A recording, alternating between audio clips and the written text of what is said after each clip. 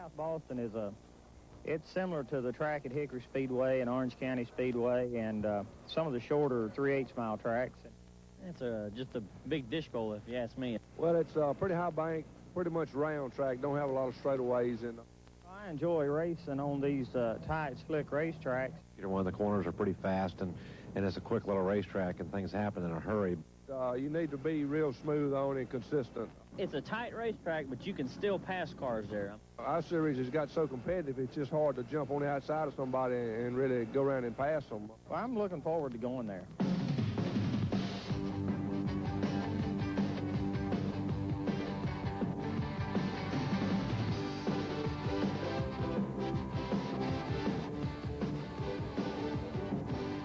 The South Boston Speedway has had a long and distinguished history since it opened 34 years ago.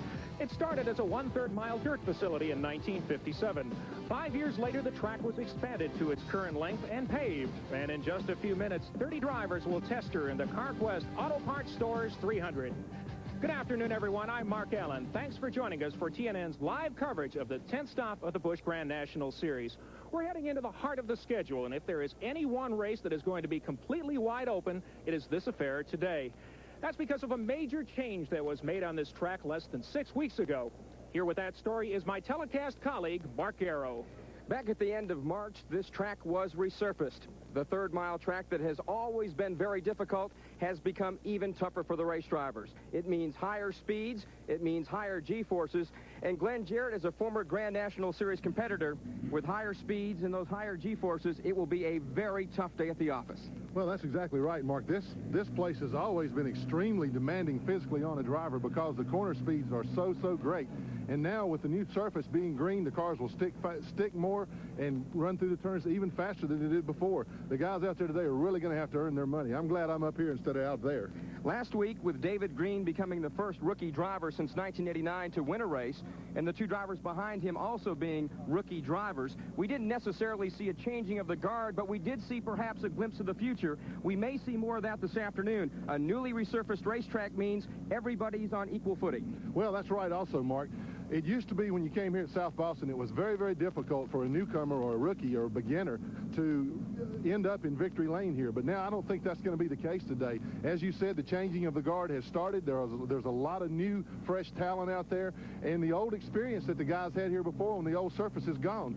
It's all new now. Everybody's starting out from the same point, and it wouldn't surprise me to see those guys continue, as they started last week, to continue their march to the front. All right, down on pit road now is Bill Hennessy. He's standing by with the driver. He's not necessarily a rookie, but he's still a newcomer and a good one here on the Grand National Series. Here's our pole sitter, Steve Grissom. Here at South Boston, Virginia, Steve Grissom. Steve, it may be a very strenuous race this afternoon. They've extended the length of the race from 200 laps to 300 laps. Can your neck stand up to all the pressure? Well, I'll tell you what, Bill, that's what this neck brace is installed here for. South Boston, we're always in a turn here, and it's hard enough to get by with 200 laps, but now that we're going 300 laps, I tell you, it's going to be tough. Starting on the pole, can you hold the rest of these competitors at bay this afternoon? And what about the track conditions? Well, I'll tell you, the Roddenberry Oldsmobile's been doing a super good job today practicing. It's just kind of now whether we guess right for the race or not. And it is a 300-lap race. We can pit, so we've guessed, and hopefully we guessed the right direction. And, if not, we come in and stop and adjust the car. And I tell you, the people here at South Boston done a good job paving the racetrack. It's a nice, smooth finish. I just think the heat today and this many cars on the racetrack, it's going to be interesting.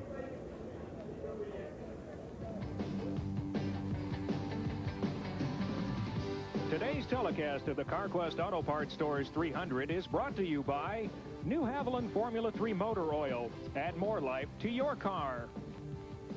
By Eagle One Car Care Products. Eagle One is visual perfection.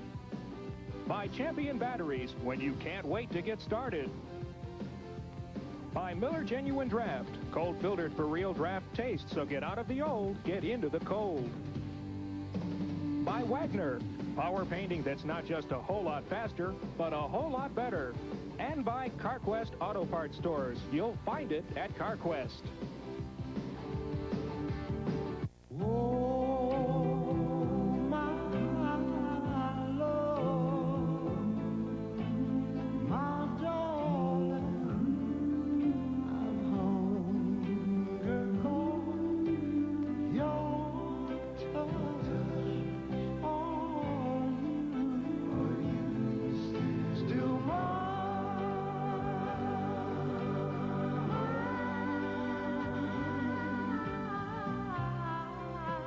In America, your car is not just something you own. It's a part of your life.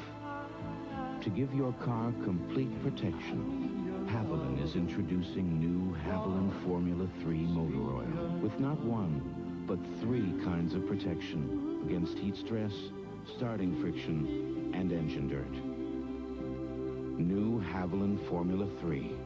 Add more life to your car. It's your boss on the phone. He says, do you still work here or not? I called the airline like you said, and sure, there's a later flight. Tomorrow. When you just can't wait to get started, start with the Champion. Pound for pound, the most powerful automotive battery you can buy. Get your Champion now from these fine stores. She may not care that visual perfection took years to develop.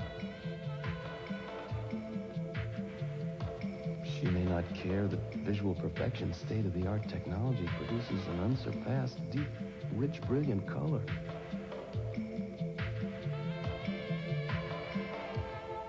Well, maybe she does. Visual perfection from Eagle One, the ultimate auto polish.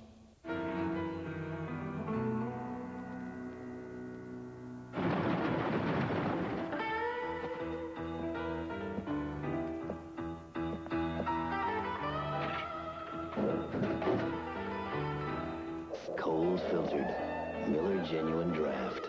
For those who've discovered its real draft taste, the world is a very cool place.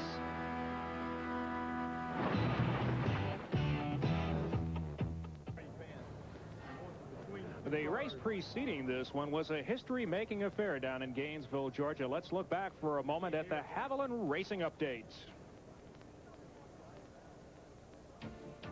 The start of the Nestle 200 was delayed for nearly 4 hours by rain. When the track was finally dried, Robert Presley and Kenny Wallace led the field to the green flag, with Presley taking the early lead. Before the halfway mark, David Green, who had started 9th, caught Presley and moved into the top spot on lap 90. He was hoping for no yellows, but that's just what happened when Ward Burton and Jack Ingram got together coming out of turn 4. Green somehow managed to slip through without a mark in his Oldsmobile. Lonnie Rush brought out the final caution when he suffered his second wreck of the night. After the restart, Green still led as the battle for second between Mike Wallace and Jeff Gordon heated up, with Gordon eventually getting the upper hand. No one was able to catch Green, and the rookie went on to score his first Grand National victory ever. Rookies also took the next 2 positions, with Gordon in second and Wallace third. Rounding out the top 5 were early leader Presley and Chuck Bound. After the Nestle 200, Kenny Wallace, who finished 19th, still leads the Grand National standings, but by only 5 points over Bobby Labonte. Steady Jimmy Hensley is third, Todd Bodine fourth, and Joe Nemechek rounds out the top 5. And now let's go trackside for the words that will get today's activities underway. It will come from Carquest's Mike Young. Familiar command in motorsports racing. To give it, the owner of 2 Carquest Auto Parts stores, Mr. Mike Young. Drivers, start your engine! And with the command of fire engines, 30 machines roar to life here on this small speedway, one that we've talked about already, that is most physically demanding.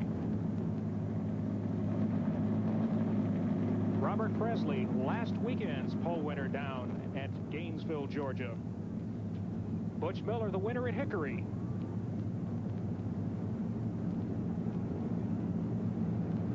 Bobby Donner, the Chicago, Illinois driver, had a good qualifying run.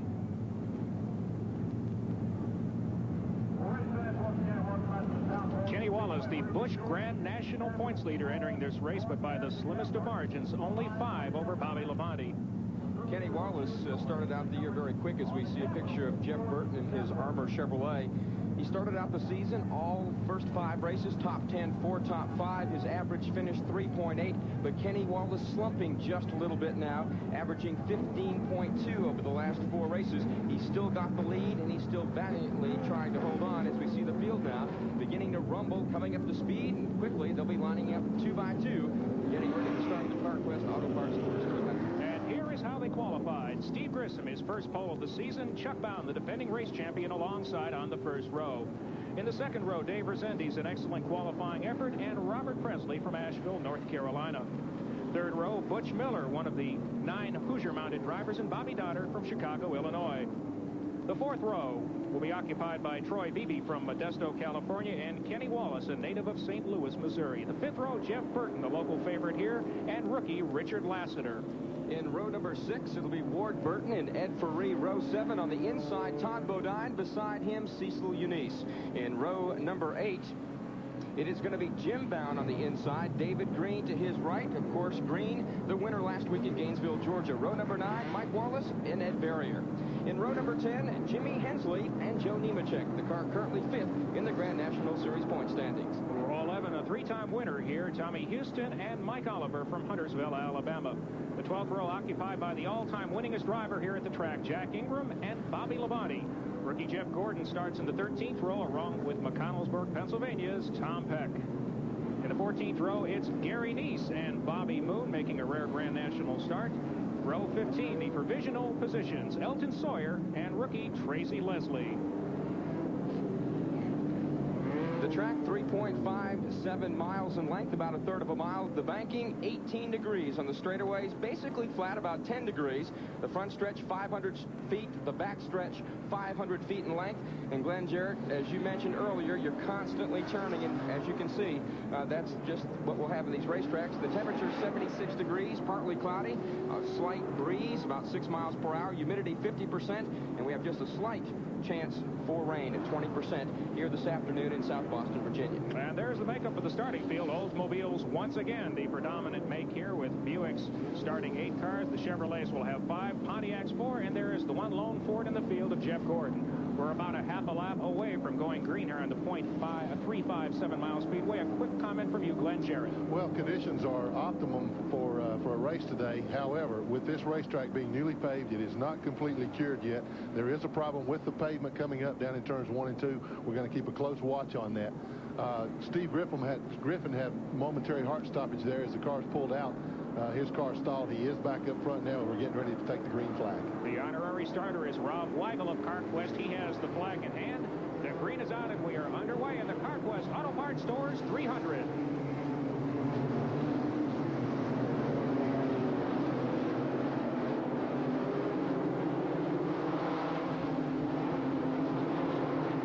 You can see Steve Grissom wastes a little time in putting that number 31 car up front. He's put about 2 car lengths already on second place, Chuck Bound. In the third position is Dave Rezendes. Fourth is Robert Presley. Fifth in the Speedway, Butch Miller. Sixth, Kenny Wallace. Seventh, Bobby Dotter. Then it's Troy Beebe and the Jeff Burton machine. Pretty much as they qualified, as the field so far has sorted itself out cleanly here in the opening moments of this afternoon's contest. Mark, I think one reason for that is everybody was extremely concerned about track conditions. As they went out to qualify, the track got extremely slick in the afternoon heat. With the cars were very loose getting into and coming off the corners. I think everybody's going to feel the track out for a while and kind of set themselves in just to see how much hotter the track has gotten and what it has done to the handling characteristics of each other's cars. In fact, the entire field is now pretty much single file, except way back in the field in the 20th position as Ed Barrier and Jack Ingram are side by side. But the battle up front really isn't one at the moment. It is Steve Grissom, who tested extensively here, is showing some of the benefits of that so far.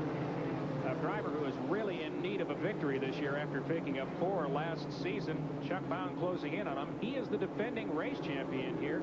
In the third position, Dave Rezendes. Fourth is still Robert Presley, as those lead 4 cars have begun to pull away just a little bit from the field.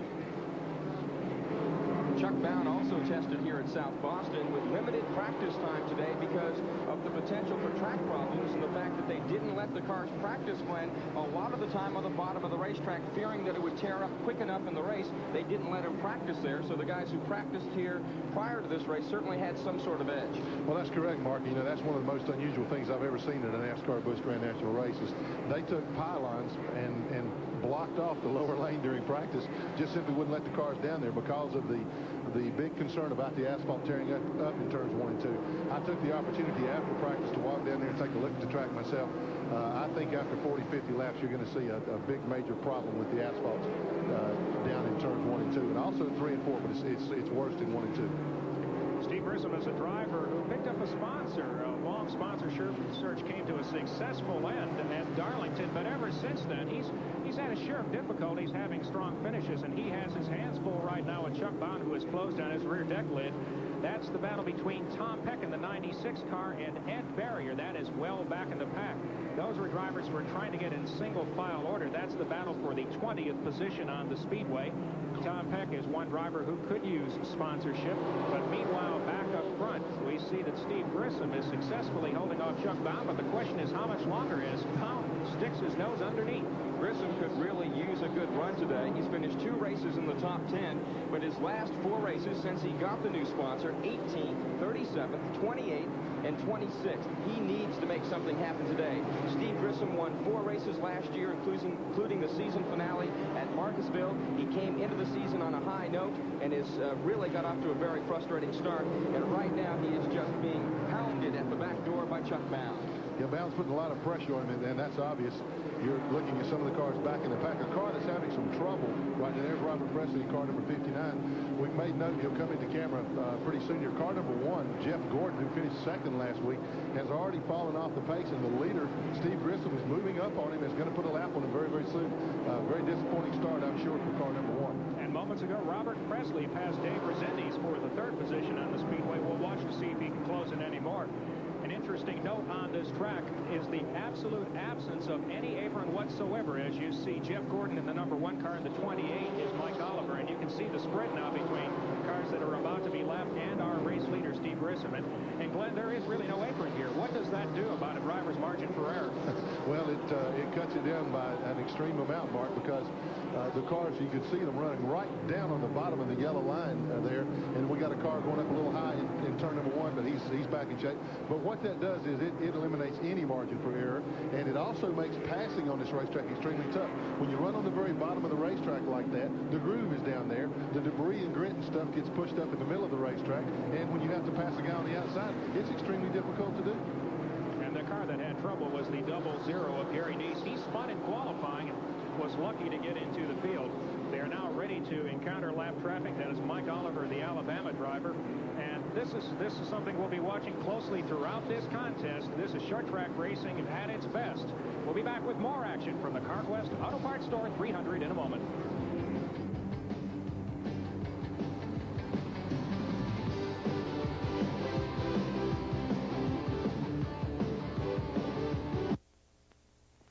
This is where it happened. The breakthrough in urethane chemistry that created a car polish so technologically advanced, one application lasts an entire year. Introducing Finish 2001, the car polish you use only once every 12 months. This old car's been badly neglected. Its finish appears destroyed. With no rubbing, no buffing, Finish 2001 with its urethane formula safely brings back the showroom shine, a rich, deep gloss shine that lasts an entire year. We tested Finish 2001 against other leading polishes, even some that claim to protect your car against fire or against acid. And the test results? Nothing, but nothing protects or shines better than Finish 2001, the 12-month car polish with a 100% money-back guarantee.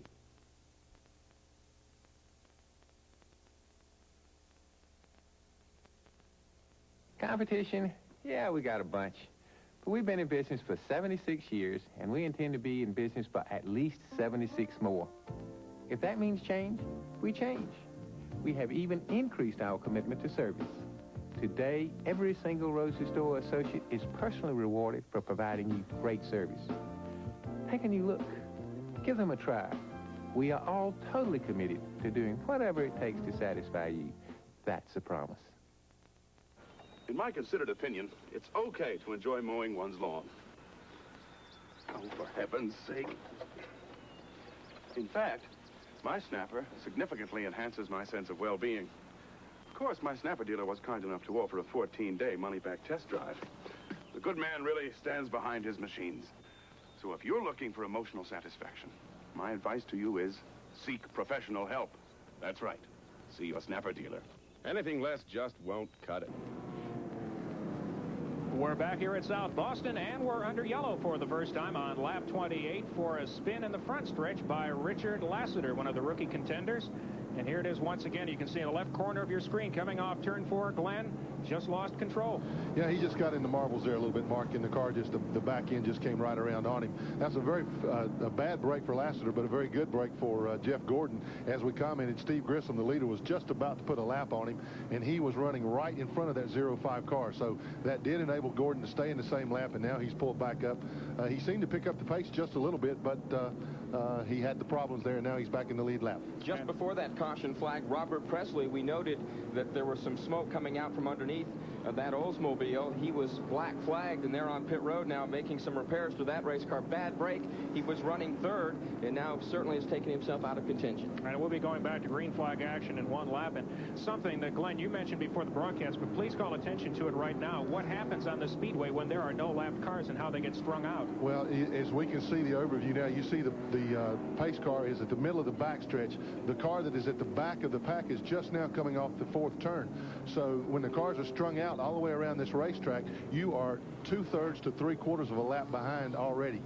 There has been no lapping, so the cars have to stay single file. It gets you behind in a hurry. And Jeff Gordon came on to pit road just moments ago for service as the green flag is back out with Steve Grissom in the lead.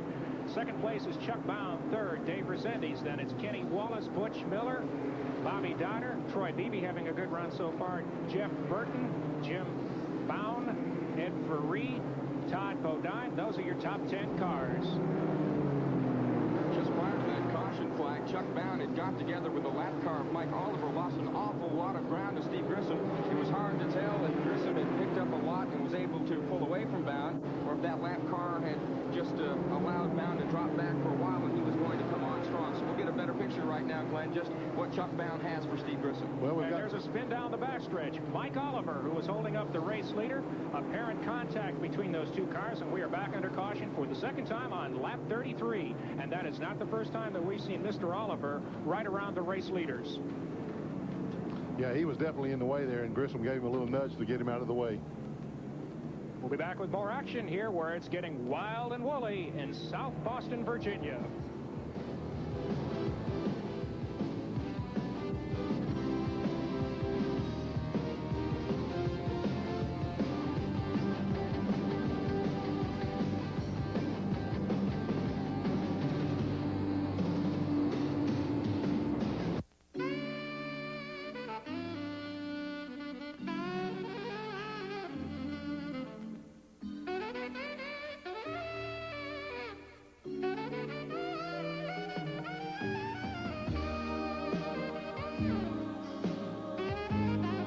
When Acura asked if we would design a new tire for the extraordinary NSX, we responded very quickly. Yokohama, where Acura turned for ultra-high performance. It's your boss on the phone. He says, do you still work here or not? I called the airline like you said, and sure, there's a later flight. Tomorrow. When you just can't wait to get started, start with a Champion. Pound for pound, the most powerful automotive battery you can buy.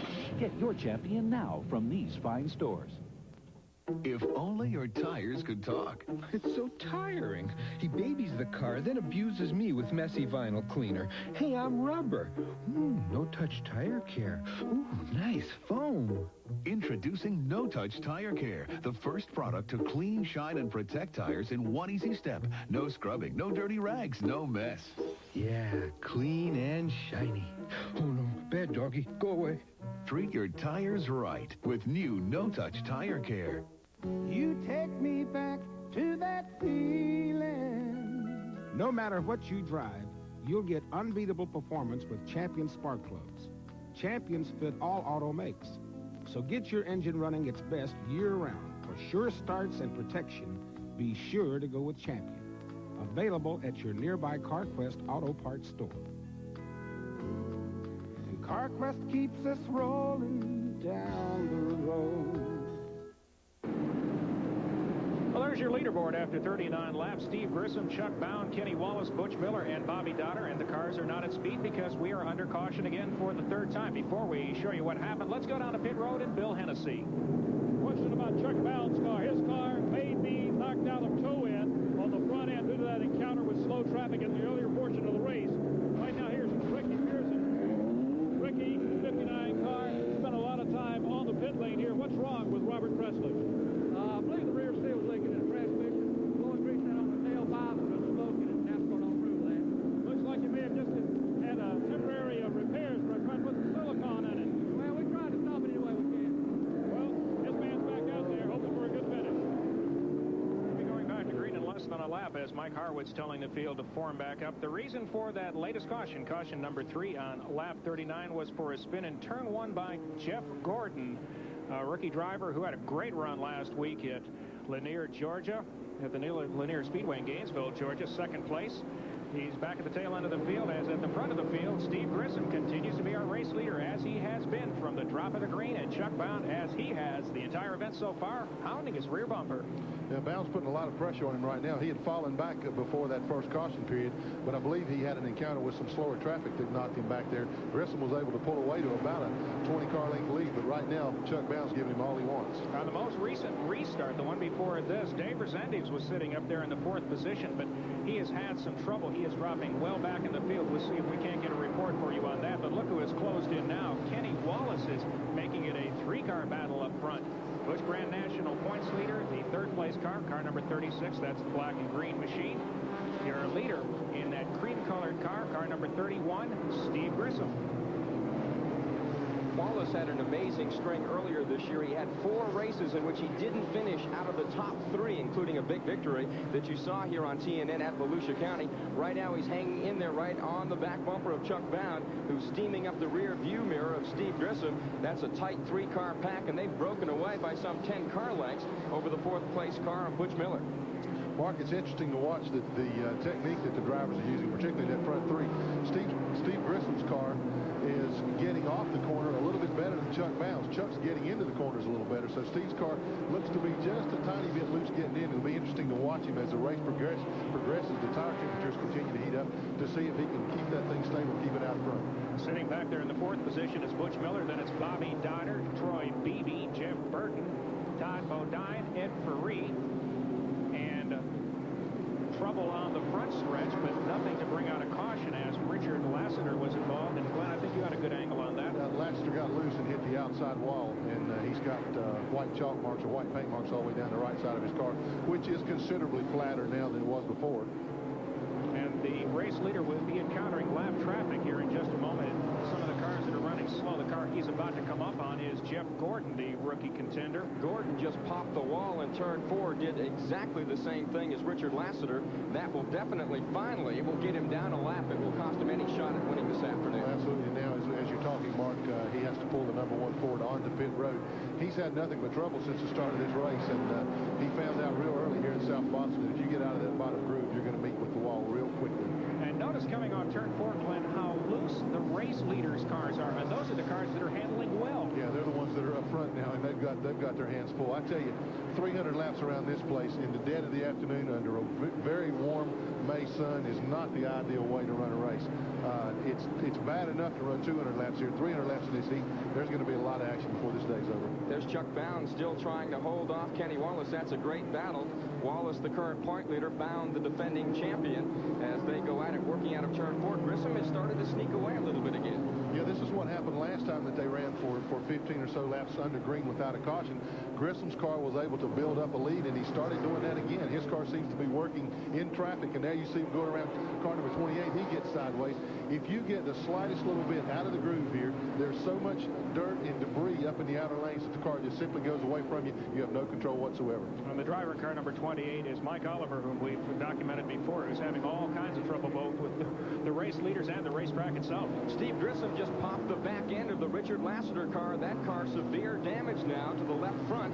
Whether that is just cosmetic or whether that is going to be a bigger problem for him, we'll have to wait and see. And in that scramble, Kenny Wallace takes over the 2nd spot. Chuck Bound is dropped to 3rd. Yeah, there's considerable damage. You can see the damage to the right front of Grissom's car when he comes back around and crossing the start-finish line. Our camera view will give you a good point of it. It looks like the bumper has been torn about half away, so have to keep a close watch on that. But as we watch it go by, we're looking to see if there's any sheet metal rub on that right front tire, and we don't detect any at this point.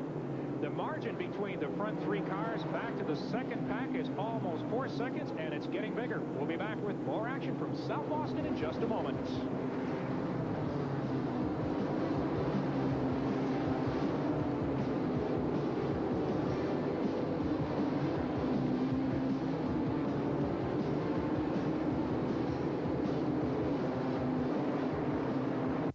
From our nation's capital to scenic, peaceful shores, wherever the fish are biting, you'll find the champ.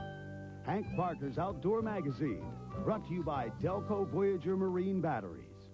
1:30 Eastern Sports Sunday.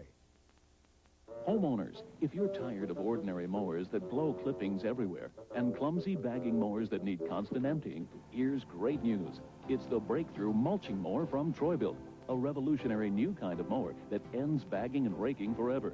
The Troy-Bilt mulcher has no discharge chute to spray clippings, no awkward bag to fill up and clog with grass. In fact, the mulching mower doesn't leave clippings at all.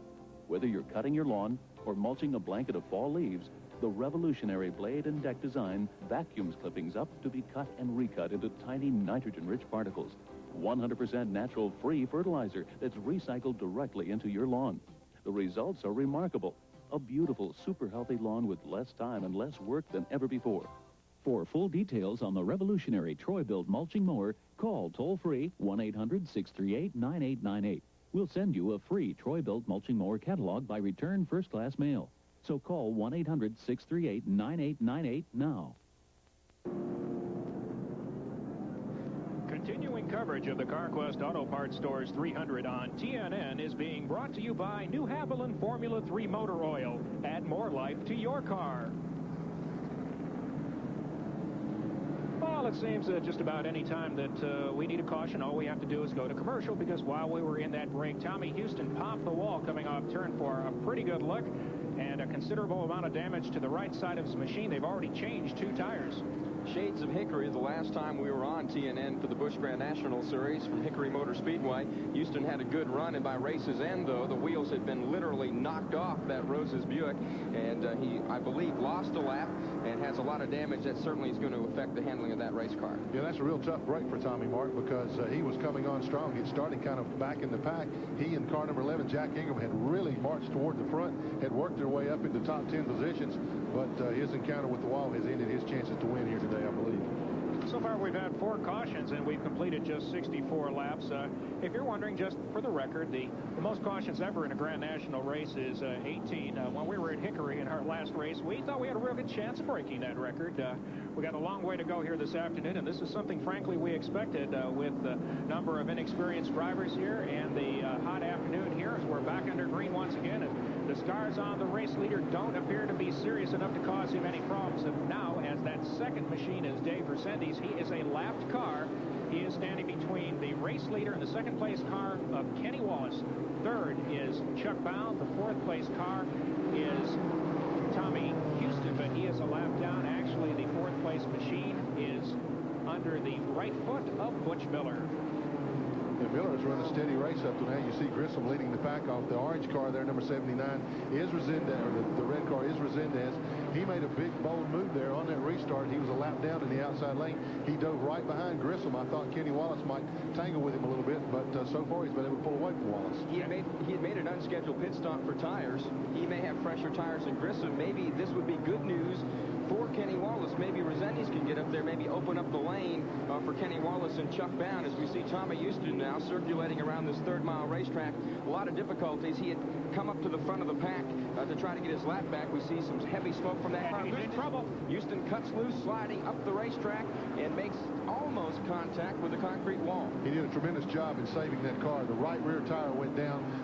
There was smoke coming from the car. The fender that had damaged in the crash had cut the right rear tire. He didn't know it when he went in the corner of the car. Just simply spun out from under him. And that was something you could see happen as we have trouble off of turn number 4 coming back to the caution. Ed Ferree is in the wall. There he is at the bottom of your screen, the orange and white car number 49. If Houston had not brought out the caution, Ferris certainly would have. Here's Houston again as you see him working down the front straightaway, heading for turn number 1. As he started to make his set, he cuts the car to the left, and it simply breaks away. Yeah, you can see the right rear tire blow out just as he went into the turn. That's the worst possible place that a tire can blow out for a driver because you're on the ragged edge of control at that time. Now, we were watching smoke from that car for about a lap and a half before that happened, so there was some indication of the sheet metal rub. And how tough is it for a driver to make the decision when to come in when he knows he has a problem like that? Well, a lot of times, particularly when it's a rear fender, you can't tell just how much the tire is rubbing. You got to depend on the guys in the pits on the radios to tell you, hey, it's rubbing, you better watch out. One thing that we don't realize, when you see the outsides of these cars, they're all nice and smooth and contoured and everything. They look great when the race starts. But on the inside of that sheet metal, it's not quite so smooth. And sometimes there are weld seams and stuff where the car has been put together, and it's very easy when you bend one of those fenders in on a tire. You might have a sharp, jagged edge on the inside that you can't see that's going to cut the tire. Pit road is becoming a busy place. You see Joe Nemechek, the 5th place point car, coming into this race, coming on and off pit road. Nemechek, a native of Florida.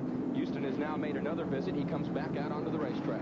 Now, we might mention, too, that because this is a new race surface, NASCAR has waived any penalties for changing tires under caution. It will be just like it was at Hickory, which was repaved earlier this year. The teams will be allowed to change 1 tire per corner on the car without penalty at any time during the event. And, of course, under green flag, they can change as many tires as they want, as often as they want. Also, if they have a spin, they flat spot or cut tires down, they also get to change without penalty. You look at Tommy Houston's season so far, gentlemen, and it is not exactly a model of consistency. He's had finishes as high as 2nd. He's had finishes as bad as 36th, and he is still 6th in the Grand National points.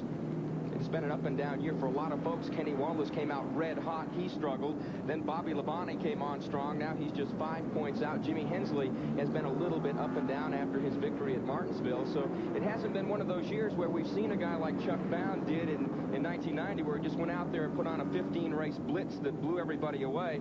So far, the drivers have been able to put together strings of 4 or 5 races, but haven't been able to string it through, from the first race to this current race in South Boston, Virginia. By the way, just before that final caution, Chuck Bound dipped underneath Kenny Wallace. He's now in the 2nd spot. Wallace is 3rd. Behind them, Butch Miller, Bobby Dotter, and the Troy Beebe machines. First 3 cars on Goodyears, next 3 cars on Hoosier tires.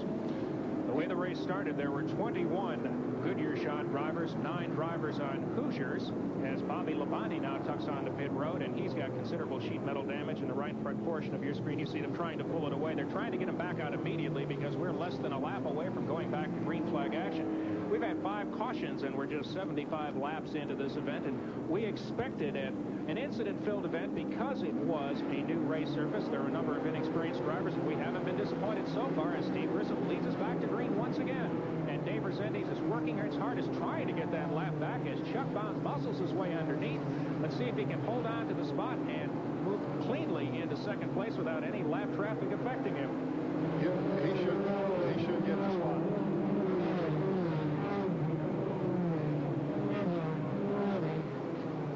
Well, you hear a little activity as we hear it here at the racetrack. That's exactly how they sound, folks. Chuck Bound and Dave Resendiz really leaning on each other. Bound wanting to go after leader Steve Grissom. He can't do that until he gets somehow away from the Dave Resendiz machine, and Resendiz is hanging on strong on the outside groove. That's very surprising to me, Mark, to see Resendiz being able to run that strongly in the outside groove, and he takes the position on the racetrack away from Bound. Remember, Resendiz is 1 lap down trying to get his lap back, but Bound wasn't able to do anything with him on the inside. And you can't blame Dave Resendiz for trying to hold that position because he has got to catch up to that car at the bottom of your screen, the cream-colored number 31 of Steve Grissom, as Cecil Eunice has spun coming off of turn 2, going down the back straightaway, and that will precipitate our 6th caution of the afternoon. Yellow fever here at South Boston. Amazingly, we really haven't had a multi-car wreck. I mean, the drivers are running nose to tail, but most of our cautions, just about all of them, have been these slow, lazy spins coming out of turn number 2. And we've got yellow on the Speedway. That's not a surprise. We'll go to a commercial while there's yellow here. They can't possibly have another one while we're there. We'll be back with more action from the Carquest Auto Parts Stores 300 in just a minute.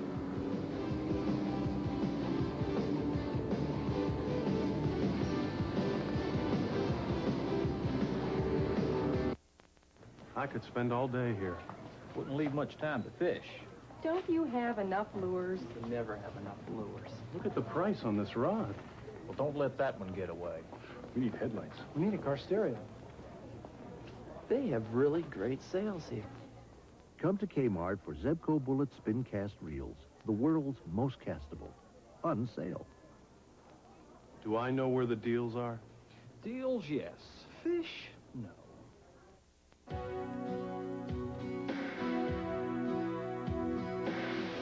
Cold filtering. It's our commitment to everyone who knows that draft beer is real beer. Pure beer. The best beer. It's how we make Miller Genuine Draft. And it's why so many people can enjoy a beer whose taste hasn't been changed by heat pasteurization. And why so many people are making a change of their own. Get out of the old and get into the cold.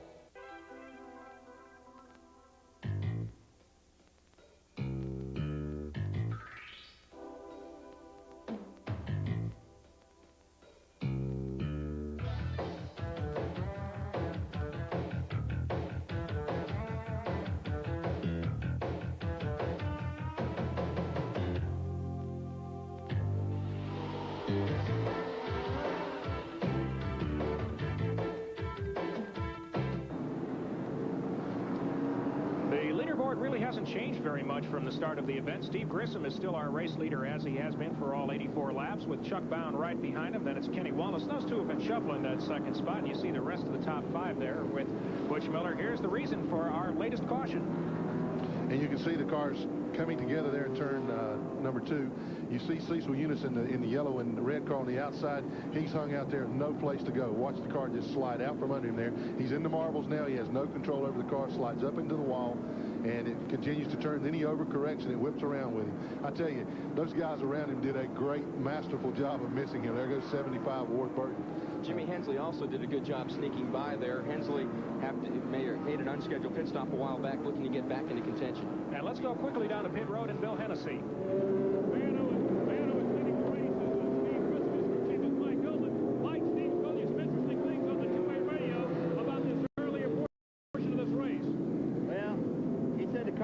Pretty good, but it was so slick out there that the racetrack was coming up pretty bad. He said he thought they'd be racing on dirt before the day was over. We're going to try to keep that Roddenberry Oldsmobile out front. Well, there they go. And once again, Steve Grissom does as he has done throughout the race. He tries to pull away, but as he has done through most of these restarts, Chuck Bound won't let him get very far off. Now, Dave Resendiz did make up one of the 2 laps that he lost as he came back to the start-finish line, so he is now 1 lap down. He is presently sitting in 4th position on the Speedway. Yeah, Resendiz did a great job there in getting by Grissom during that last caution period. Now you're going to watch if we can run a few laps under green here. I think once again you'll see car number 31, Grissom, start to pull away from the rest of the field. It's to his advantage for the race to stay green. You see Bound, when his tires are cool, he can mount a charge like right now. He drives right by. And we have a change for the lead on lap 88 as Chuck Bound has taken over the top spot. This is the first lap all season. The defending Busch Grand National Series champion Chuck Bound has led. He won the pole in Volusia County, didn't lead a lap. So Bound starting to pull away now in the Nescafe Classic Pontiac. As we've got Grissom with big problems out of turn 4. Something is wrong with Steve Grissom. That car lurching all over the racetrack. And let's follow that back there at the top of the screen as Steve Grissom is now a roadblock where moments ago he was the race leader. A tire is going down. It looks like a left rear tire, and that is going to bring our pole sitter to pit road. And what a heartbreak for a man who really needed a good break today. That monkey that climbed on Steve Grissom's back at the beginning of 1991 is now the size of King Kong. You see all the front end damage. You might have thought sooner or later some of that sheet metal had to rub on one of those Goodyear tires. It looks like that's what happened, Mark. They are changing right side tires.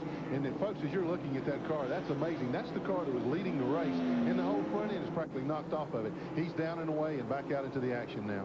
And we thought it was a left rear, our initial report, but from all the damage that he had in an earlier incident with Mike Oliver, it was indeed a right front tire which went down. He is down 2 laps to our race leader, Chuck Bound, the defending Busch Grand National champion.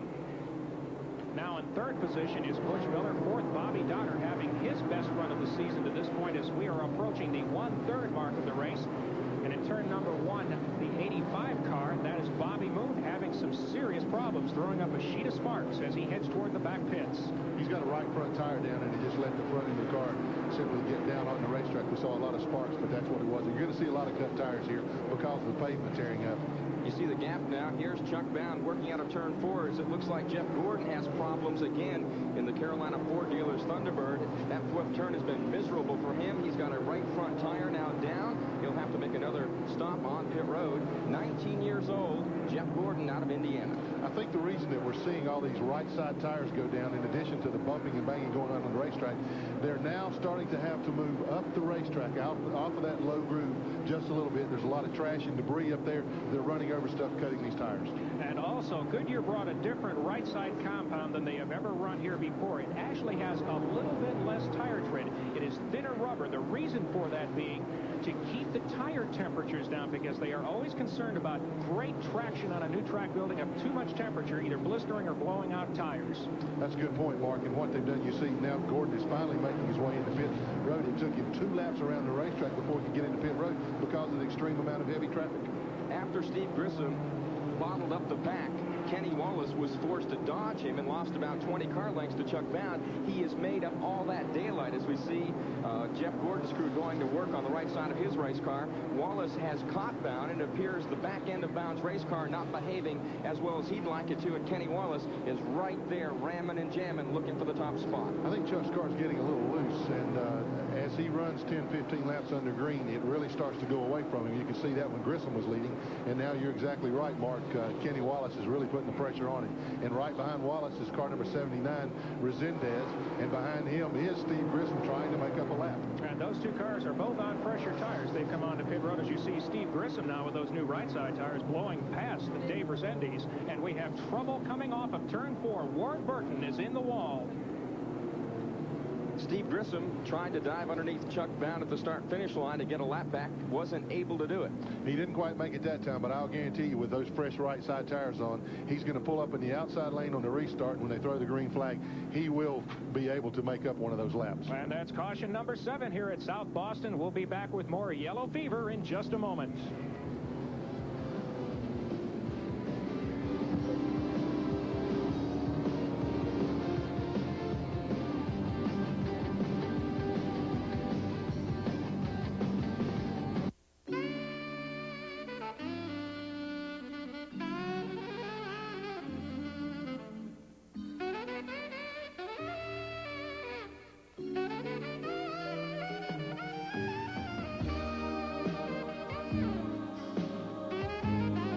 When Acura asked if we would design a new tire for the extraordinary NSX, we responded very quickly.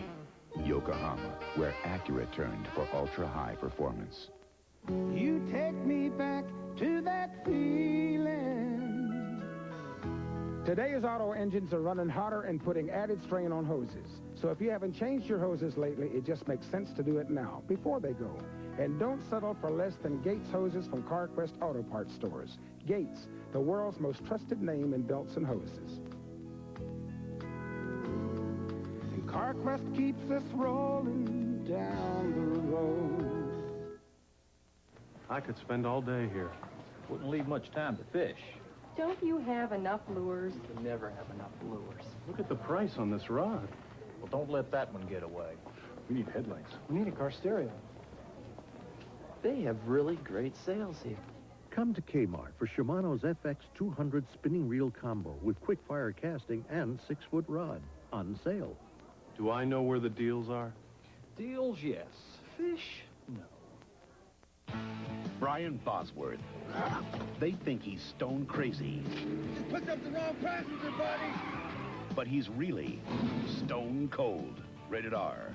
Starts Friday, May 17th at select theaters.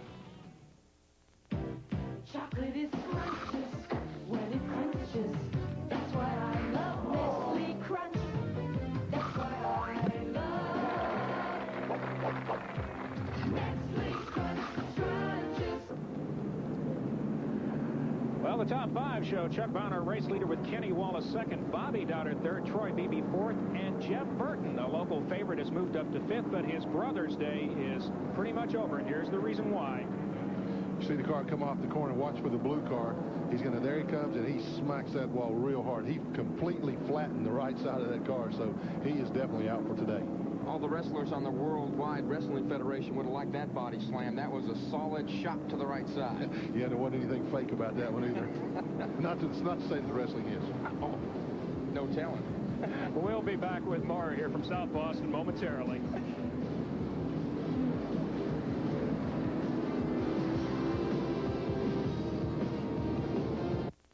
What you're about to see is a sim. Brushstrokes, runs, streaks. Now consider the new Wagner Power Painter.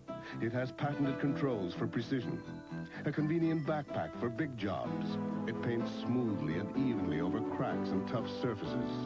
Why did we ruin this beauty? So you wouldn't ruin this one. Wagner, not just a whole lot faster, a whole lot better. If your car's hesitating and hard to start, it's time for a tune-up, right? Not if you've a clogged fuel injector. Then it's time for Gum Out Extra Fuel Injector Cleaner. Just one bottle of Gum Out Extra added to a tank of gas unclogs fuel injectors better than detergent gasolines alone. Gum Out frees your car from hard start, sluggish performance, and stalling. So before you get an expensive tune-up, try Gum Out Extra for fuel injectors and carburetors. Gum Out is available at Pep Boys.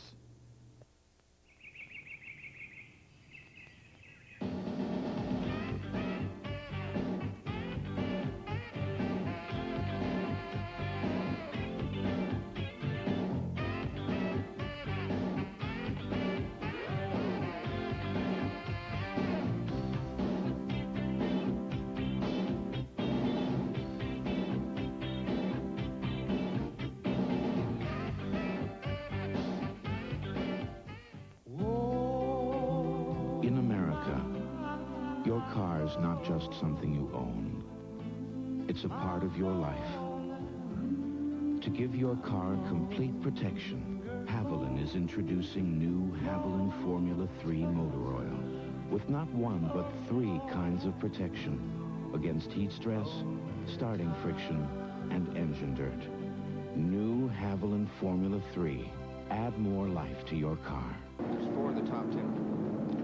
Well, it's a great day to have the concession for the wreckers or for sheet metal. And Bill Hennessy's got a story on pit road about all the problems that these drivers are having.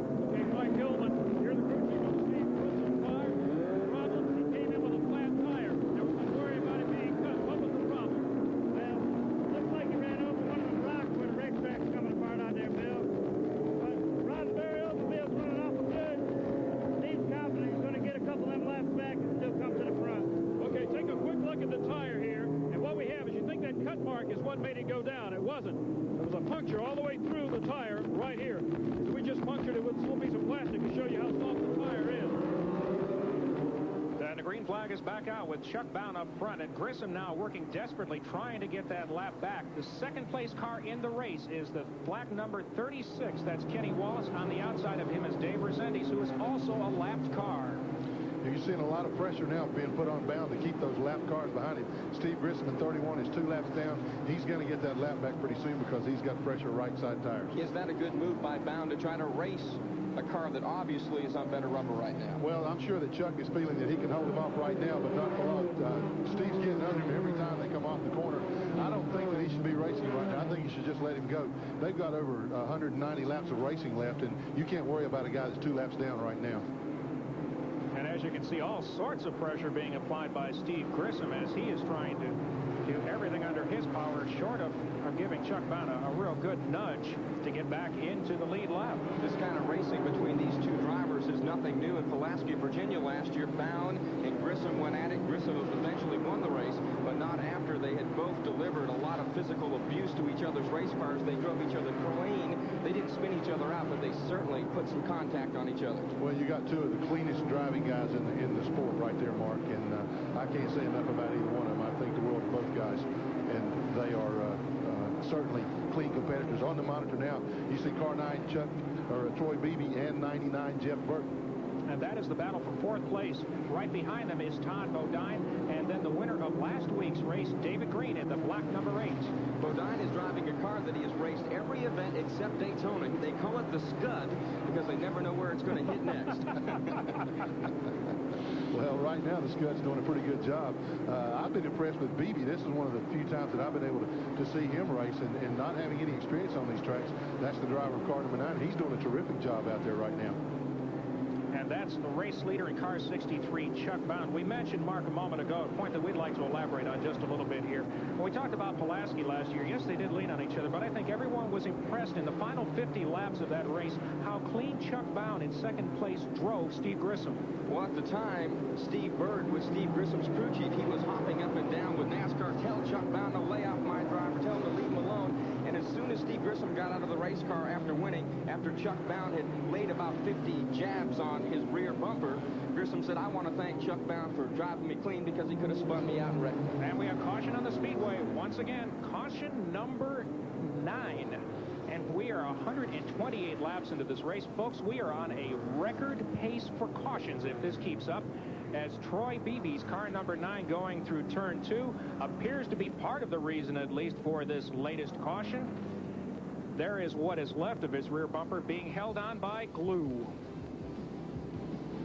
And we'll be back with more action from a wild Carquest Auto Parts 300 after this.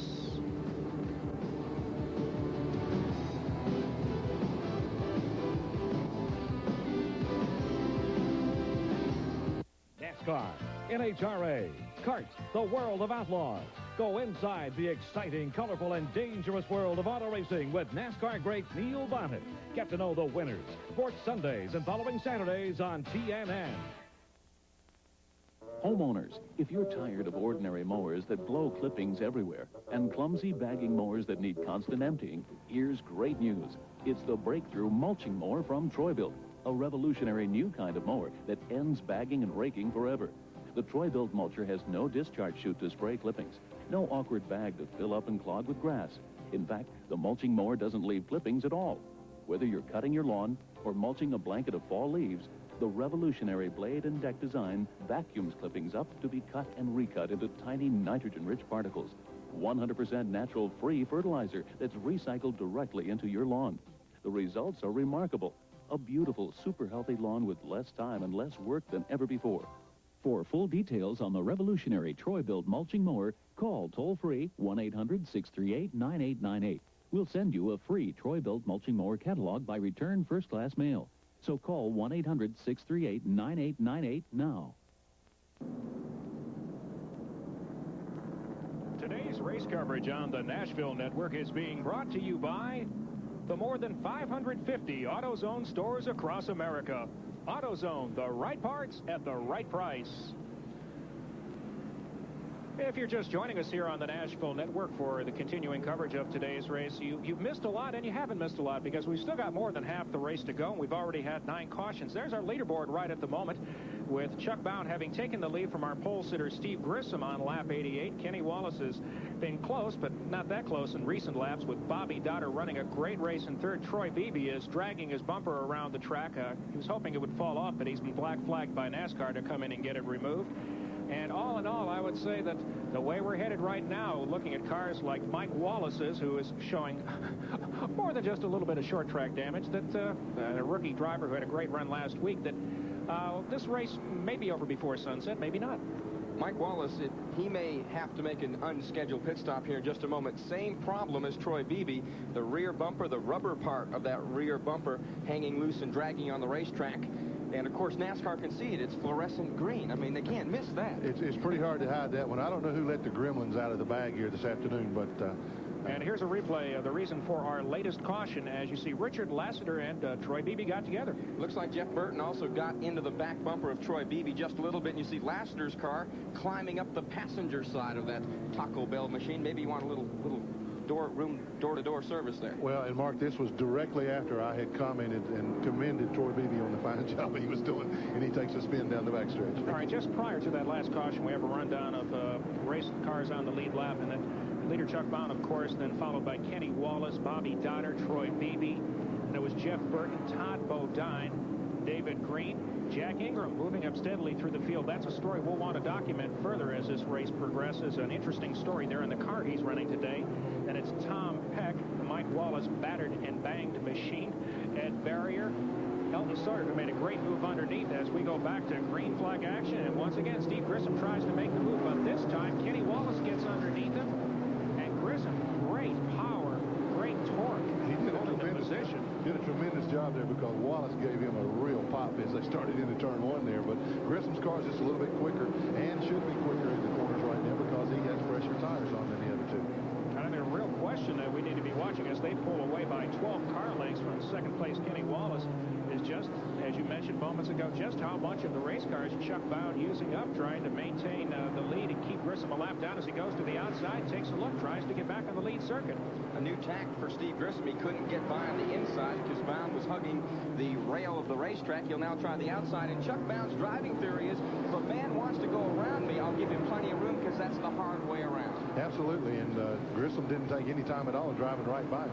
Car showing extreme good handling right now early on in the race. I still think that Grissom has the quickest car on the racetrack, but he's still a lap and a half down. Yeah, that's a battle back in the pack as now Kenny Wallace is coming on to pit road. Now they can't pit for tires under caution. He's coming in under green. This is an unscheduled pit stop as they go to the right side of that Cox-treated lumber Pontiac. What a very tough break. They could have come in just a while back, and apparently the trouble started as soon as he took the green flag. And a lot of times, Glenn, while you're riding around slow, you don't know you have a tire going down. Well, that's true. And, you know, it also could be he gave Grissom a pretty good shot there on the restart. He could have knocked the fender in on the tire. They're having problems right now. The air hose hung in the car, hung up under the right front fender. He's down and away now, but that cost him about an extra 10 to 15 seconds. That lost time in the pits is awfully tough to make up on the racetrack. And that is also something that has plagued this man at the Speedway. He is just snake-bit here. He hasn't run that many races, but truth to tell, he has yet to finish better than 6th here at South Boston in any of his previous Grand National starts. All this scrambling has allowed Chuck Bound to open up a lead of 4.17 seconds. It doesn't sound like a lot, but on a third-mile racetrack, that's a ton of space between first and second. Well, it is, Mark. It's about a third of a lap, and we're seeing a lot of cars right now starting, and we got big trouble now coming down the front stretch. There's a bumper come off a car. And that is was Kenny Wallace. Kenny Wallace, that's right. And that will definitely bring out the caution. As you can see, the debris, a piece of sheet metal that nobody wants to run over. Kenny Wallace's car was off the pace, slowly moving down the front straightaway. A car came up from behind him, didn't know Kenny was off the throttle, and just jammed him from behind. You see it broke a big piece of that Cox-treated lumber Pontiac off and dropped it right in the middle of the front straightaway. These drivers are really having their hands full, not just with each other, but with the racetrack. And at this rate, folks, we will indeed set a record. We'll come back and watch them clear more debris in just a moment from South Boston, Virginia. The more than 550 AutoZone stores across America. AutoZone, the right parts at the right price. John, how you doing? You know AutoZone customers are pretty special. I mean, they take great pains in doing a job just right. So they know exactly what they want. That's why we carry so many parts. And also why we price them so low every day of the week. Because you gotta admire a guy who'll tackle a job like putting in a starter, a water pump, a rack and pinion. And you gotta give a guy like that exactly what he wants. The right parts and the right price.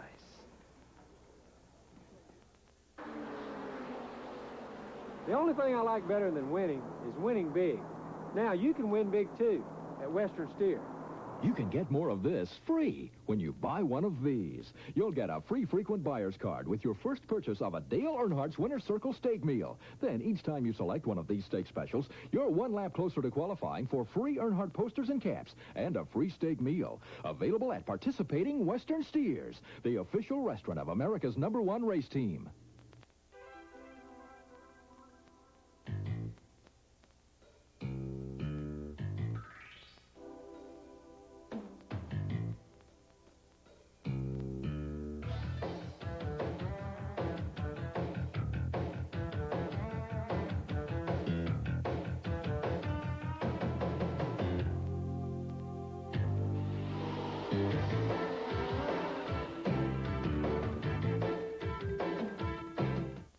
In my considered opinion, it's okay to enjoy mowing one's lawn.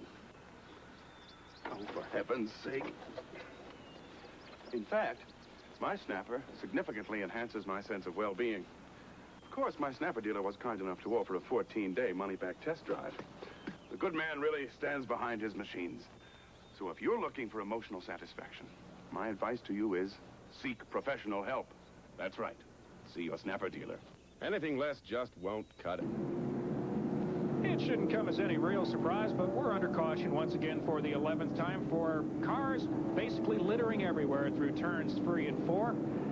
Let's show it to you again on a replay if we have it here just momentarily. It really triggered at the beginning of it with Tommy Houston trying to get back one of his laps.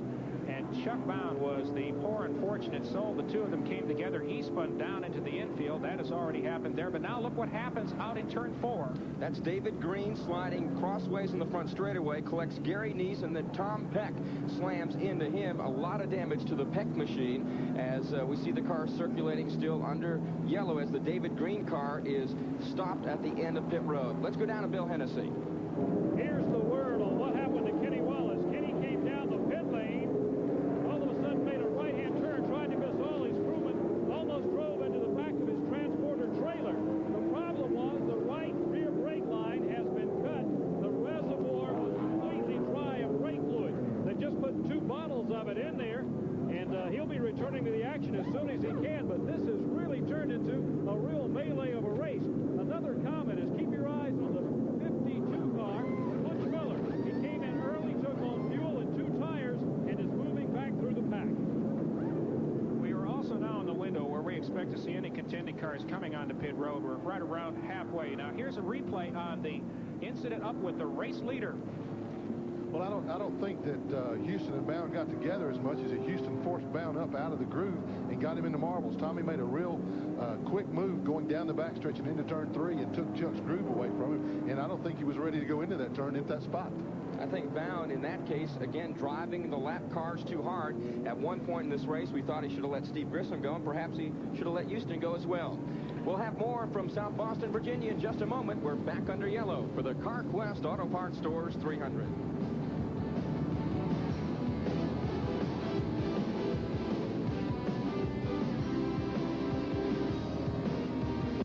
You take me back to that feeling. I remember ice cream sodas, holding hands in picture shows, and driving home in one more kiss goodnight. I take good care of this sweet treasure.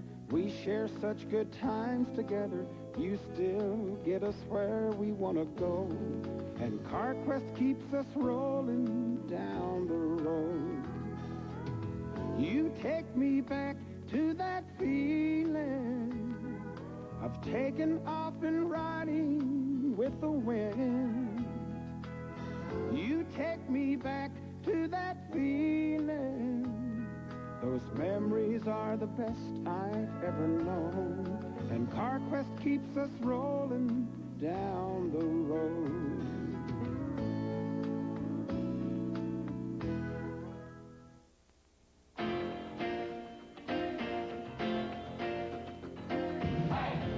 In America, your car doesn't just get you from here to there. It's a part of your life. To give your car complete protection, Haviland is introducing new Haviland Formula 3 motor oil with not one but 3 kinds of protection against heat stress, starting friction, and engine dirt. New Haviland Formula 3. Add more life to your car. What you're about to see is a sim. Brushstrokes, runs, streaks. Now consider the new Wagner Power Painter. It has patented controls for precision, a convenient backpack for big jobs. It paints smoothly and evenly over cracks and tough surfaces. Why did we ruin this beauty? So you wouldn't ruin this one. Wagner, not just a whole lot faster, a whole lot better.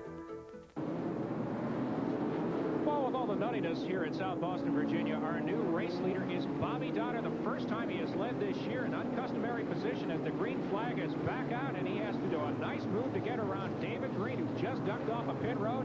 And you can see the bottleneck of traffic there as Bobby Labonte had to go up high, but they somehow managed to sort themselves out. That was a close call for at least a dozen cars. That was a close call for the whole field because those are the lead cars coming down there. I can't believe that the NASCAR officials did not stop David Green from entering the racetrack at that time. They should have made him wait and fall at the end of the field. Bobby Dotter getting some heavy pressure from Jeff Burton. A year ago, Burton pressured Chuck Bound to no avail, finished second in this race. Dotter, of course, still trying to win his first career Busch Grand National Series event. Looks very strong in one of the few unmarked, undamaged race cars as we just moved past the halfway mark of this Carquest Auto Parts Stores 300. We're on lap 159 of the 300 that'll make up this event. And as we've been mentioning all along, it looks like we're on a record pace for cautions if this keeps up. Sitting back in the third position is the Ed Barrier car on the right side of the screen there at 33. Then it's Todd Bodine. But here's a great battle up front. Bobby Dotter from Chicago, Illinois. He's had a pretty difficult season. A driver who toils here without much notoriety. His best finish was 9th at Hickory. But he's really been running in all but one of the events at the finish. But for a variety of bad luck and other situations, really hasn't been able to put the kind of finishes together he'd like. His father still runs the ARCA series, that Midwest Stock Car series, and they certainly learned from him. Now he's trying to teach a few lessons to everybody else in the field today, but Jeff Burton, who cut his teeth here at this Speedway, is having a great run. You can see how the cars arc out around the track. I mean, it's really a circle, as you mentioned before, Glenn. And now, where does the fatigue factor start setting in? Well, so far, because of the extreme number of cautions, the drivers haven't had a chance to get tired. They don't run but 15 or 20 laps under green. And when the caution comes out, you're slowing down. All that strain and stress and G-forces are not at work on you. So it hasn't been too bad on them so far. There's just been 2 lead changes among 2 drivers so far in this race. The average speed, a very pokey turtle-like 59.813 miles per hour. 11 caution flags for 42 laps. And again, our current leader from Chicago, Illinois, Bobby Dotter, a very good young driver looking to score his first victory this afternoon here in Virginia. Guys, if my counting is correct, you're seeing Bobby Dotter being pressured by Jeff Burton there. We'll go a little bit further back into the pack, and you'll see car number 11, Jack Ingram, a 5-time national champion, has moved up into 5th position. He was very strong in practice. He had a poor qualifying run. By his own admission, he said he just goofed up, but he's moved up to 5th place now. Well, maybe one of the very best moves we've seen this entire race was by Kenny Wallace's crew about 20 laps ago as he came onto pit road without brakes. Now, on pit road with our Bill Hennessy is one of the men who had quick feet. Let's check in with Bill now. Steve Bird, what an unusual pit stop Kenny Wallace just made. He almost took it right on home in the trailer. Was that by design? Well, again, from the caliper, we figured we could get him real slow and just right up the ramp of the trailer and stop it. Coming a little hard than we thought. We didn't wreck Rusty's trailer. He's probably wondering about that. The trailer's okay. We got the caliper fixed, so we got a couple laps, but we still got a lot of laps to go. That was a costly stop to the current points leader. And just as he was talking about the problems they had in the pits, Kenny Wallace has problems on the racetrack. Our Grand National points leader brings out caution number 12, but he had a lot of help. He certainly did. Chuck Bound pounded him coming out of turn 4, cut him across the racetrack. Bound did not get out of that scot-free. You see it here out of turn 4. They got behind Gary Neese. It looked like Kenny got off the throttle a little bit, and Chuck just pow right there. That's exactly what happened, Mark. Kenny had to drive up out of the groove, and the car started the back end started to break loose just a little bit. Had to get out of the gas. Chuck had already accelerated. That's just one of those things you've heard it 1,000 times, but it's true. That's just racing on a short track. Look at the rut in the racetrack. Yeah, that's a big hole, and we said earlier the track was going to tear up down in turns 1 and 2, and that's exactly where that rut is going into turn 1. Tremendous amount of force when these cars, with all their horsepower, dive into those turns at extreme rate of speed. It really tears up that fresh asphalt. They just did a patching job on it yesterday. It just hasn't had enough time to cure yet. But we applaud the folks here at the South Boston Speedway for resurfacing a racetrack, one that the drivers like to compete on because it is a challenging racetrack, and it takes a good driver and a good setup to compete here. This track hosted Winston Cup events when it was called the Grand National Series for about 10 years. Men like Richard Petty had won here, David Pearson, Allison, Glenn Jarrett. You have won races at this track. Well, I would like to say that I have, and I misled. Well, you were pointing at yourself there like you did. Well, but I was saying my dad. I don't think I've ever won a race anywhere. Yeah, I think that fellow's name is what, Ned Jarrett? Ned Jarrett, yeah. Yeah, we've heard of him. It's got to be very frustrating to repave a racetrack. They were trying to improve it in some circumstances. The heat, the track not curing have just worked against them. Their heart was in the right place. Oh, absolutely. This is one of the best kept facilities and one of the prettiest facilities on the whole circuit. And so everybody loves to come here and race. We're back under green. And Tommy Houston, a gentleman who's had his share share of troubles this afternoon is trying to work his way back forward and get himself on lap. And we talked with him earlier about track conditions here at South Boston. And now look at him. There he goes for a spin. We got to stop talking about these people because every time we do, they get in trouble. That is wiped out. Chuck Bound, the 27 car at the left portion of your screen is Elton Sawyer, and Jack Ingram, who's having his best run of the season by far. Yeah, that's a real shame for all those guys involved in that, because Houston just got tapped. And again, you're running on such a ragged edge here this afternoon. The temperatures are so hot, and the track is real greasy, and there's nothing that anybody can do about it. Just when you get bumped, you lose traction. Watch this. Tommy Houston was working behind Todd Bodine. He tried to come down the racetrack. Dave Rezendes was already there. Rezendes pops him in the door, sends him around. He caroms in Steve Grissom is there, too. And then look at Jack Ingram running strong. So was Chuck Bound, and they had a roadblock. Yeah, and I don't think Jack's car was hurt too badly. I think he got stopped before he hit too hard. Chuck had looked like a good bit of front end. In fact, he does have a severe amount of right front damage. But I don't believe Ingram's car was hurt too badly. And it looks like Chuck Bound's car may have taken the worst lick. He's throwing up a smoke screen from a good bit of sheet metal rubbing on that right front tire. You know, some races that gained a lot of popularity a few years back, these enduro races, they take street cars, throw them out there for 300 or 400 laps. You know, strongest, will come away the winner. Here's Chuck Bound smoking heavily the right front of that Pontiac. It looks like an enduro race here tonight. Only the strong will survive. That's right. The smoke you're seeing out of Bound is tire smoke. It is not oil smoke. And the crewmen stay busy on pit road as we completed 174 laps. We've still got 126 to go. How many more cautions will we see? We'll find out in just a minute here from South Boston.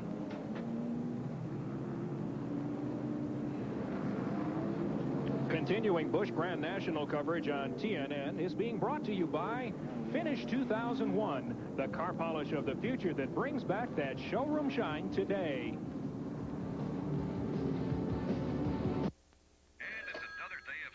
It's your boss on the phone. He says, do you still work here or not? I called the airline like you said, and sure, there's a later flight. Tomorrow. When you just can't wait to get started, start with the Champion. Pound for pound, the most powerful automotive battery you can buy. Get your Champion now from these fine stores. Old MacDonald had a mule. He lived in Ohio, and on his mule he hauled supplies to where he had to go.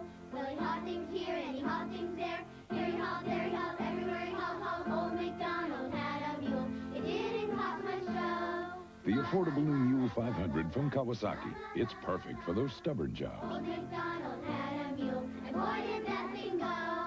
La la la la la la la la la la la la. This is where it happened. The breakthrough in urethane chemistry that created a car polish so technologically advanced, one application lasts an entire year. Introducing Finish 2001, the car polish you use only once every 12 months. This old car's been badly neglected. Its finish appears destroyed. With no rubbing, no buffing, Finish 2001 with its urethane formula safely brings back the showroom shine. A rich, deep gloss shine that lasts an entire year. We tested Finish 2001 against other leading polishes, even some that claim to protect your car against fire or against acid. And the test results? Nothing, but nothing protects or shines better than Finish 2001, the 12-month car polish with a 100% money-back guarantee.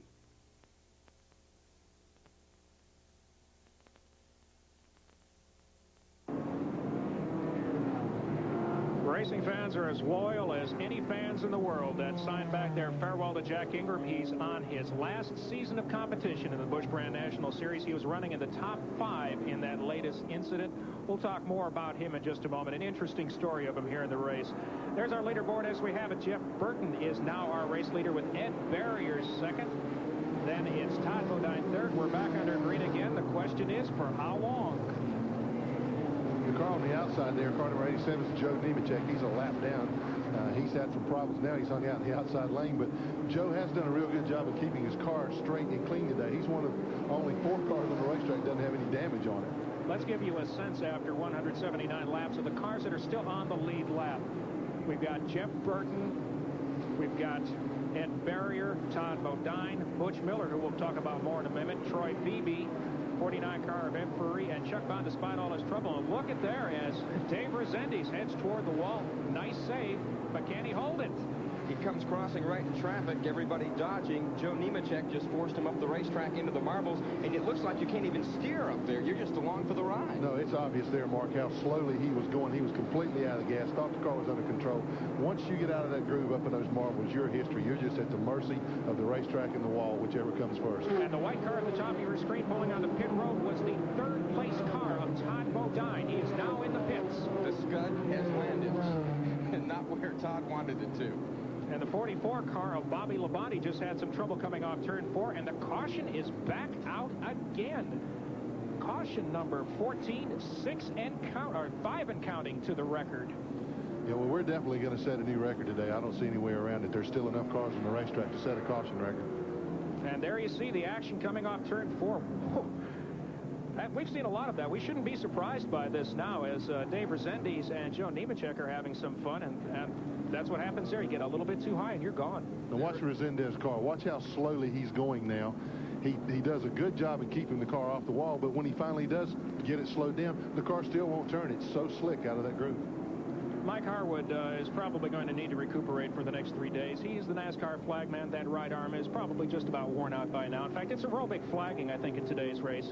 A little bit of tendonitis setting in right now. Yeah, I imagine he's probably going to have to get relief and go put a brace on pretty soon. You'll be the whole week. You'll have to see him his arm in a sling, you know, as we get ready to go to Nazareth, Pennsylvania next week. We also want to mention something. We already mentioned earlier that the record for Grand National cautions is 18. That was set a couple of years ago. And the record for most laps under caution is 90. And I'll give you guys one guess what racetrack it's at. Go ahead, Mark. You get the first shot. I get the first shot? South Boston. Bingo. How did we know? Well, you know, guys, one reason for that is, again, this racetrack is so quick. You run through the turns so fast. If something happens in front of you, you just don't have any time to make a move to avoid somebody. And that's the problem here. Also, with the slick racing surface today, something happens in front of you, you make a move to dodge a guy, you get out of the groove, and you're into the wall. Very interesting top 5 at this point. Jeff Burton on top. That's not a surprise. He's run strong all year.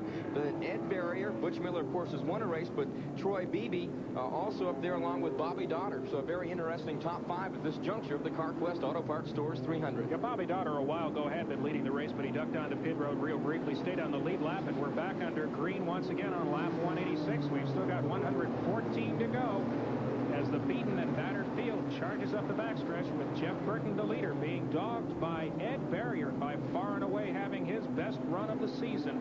But he is between the leader and the lap car, and that is Steve Grissom, who once again is trying to work his way back out of the lap trouble that he seems to have been ever since about lap 88. Grissom has been doing this all day. It's sort of like running in quicksand, Glenn. You got a good race car, but you can't do much about it until you get those laps back. If you've got a guy out front running as strong as Jeff Burton is right now, it just seems like forever you're chasing that man. Yeah, you saw some interesting shots there, and you're zooming in again. Watch Grissom. He can really jerk that car around on the racetrack. Watch him dive down below coming off the turn there. Not many people are able to do that today. That car is really hooked up. He just had a bad break and got 2 laps down and can't get it back. And Grissom is doing a nice job right now of not messing with the leader. He's going to try and work as hard as he can to get another lap back, but he could very easily get into Jeff Burton, but he won't. Trouble on the front stretch. Butch Miller, who was running in the 4th position, has spun, bringing out the caution again. We're closing in further on that record. And Miller's car has stalled, and he's going to lose a lap to the leaders. He does. They pass him by right now. That's a real bad break for Miller, because I felt like he was one of the cars that was in key position to win this thing. When the car spun, it stalled, and being hot, he just couldn't get it refired until just now. And 20 feet further, and he would have spun across the start-finish line and would not have lost that lap. A lot of contact here today, guys. It's almost like a football game. So with 15 cautions, what's that? A touchdown, 2 field goals, and a safety. I think it's 15 yards for unsportsmanlike conduct. No, there's been no safety out in this racetrack for anybody. Here's a replay on the incident. Miller, with Troy Beebe right behind him, might have got a little bit of help. A slow, lazy spin down the front straightaway, and everybody out of the way as Butch Miller comes to a stop. There you see it again at ground level. Miller sliding safely to the inside, and everybody else scurrying to the outside and safety. Well, this is one of the times when you spin, he spun down the racetrack out of harm's way, but the one thing that he couldn't do was to keep the car running, and it cost him a lap. Well, tomorrow the Winston Cup Stars will be down at Talladega, Alabama. That race can be seen on ESPN Live. We've got live Busch Grand National coverage. It has been wild here at South Boston as the field is back under green again, and Steve Grissom once again works on race leader Jeff Burton, trying to get at least one of his laps back.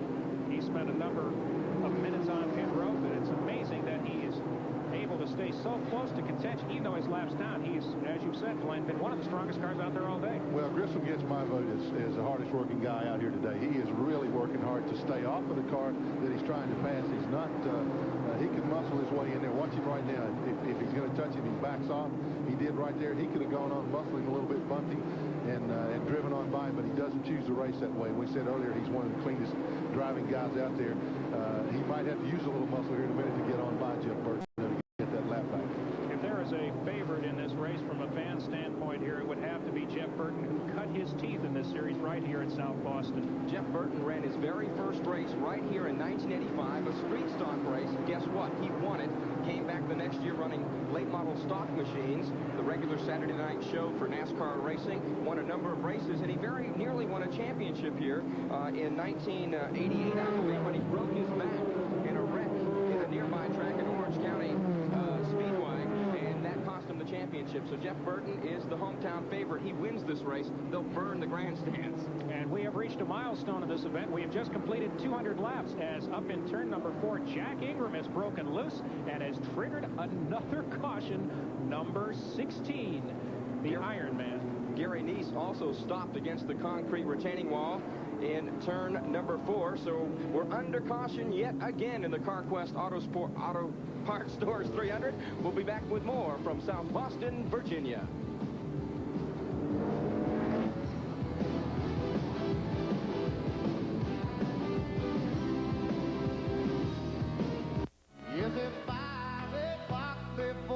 He's one of the hottest new stars in country music, and he's coming to the Opry.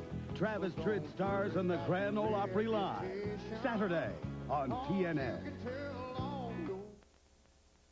Homeowners, if you're tired of ordinary mowers that blow clippings everywhere and clumsy bagging mowers that need constant emptying, here's great news. It's the breakthrough mulching mower from Troy-Bilt, a revolutionary new kind of mower that ends bagging and raking forever. The Troy-Bilt mulcher has no discharge chute to spray clippings, no awkward bag to fill up and clog with grass. In fact, the mulching mower doesn't leave clippings at all. Whether you're cutting your lawn or mulching a blanket of fall leaves, the revolutionary blade and deck design vacuums clippings up to be cut and recut into tiny nitrogen-rich particles. 100% natural free fertilizer that's recycled directly into your lawn. The results are remarkable. A beautiful, super healthy lawn with less time and less work than ever before. For full details on the revolutionary Troy-Bilt mulching mower, call toll-free 1-800-638-9898. We'll send you a free Troy-Bilt mulching mower catalog by return first-class mail. So call 1-800-638-9898 now. We've got 95 laps remaining in the Carquest Auto Parts Stores 300. Gary Neese is getting the attention of the safety crews here at South Boston. This will be a lengthy caution period, so we'll take another break, and we'll be back with more action here as we have had 16 yellows to date. The Busch Grand National record is 18.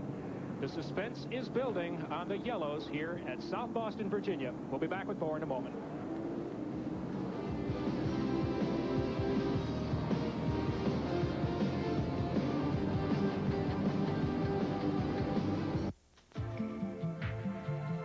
She may not care that visual perfection took years to develop.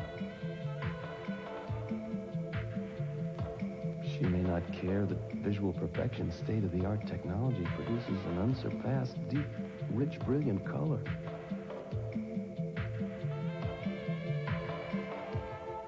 Well, maybe she does. Visual perfection from Eagle One, the ultimate auto polish.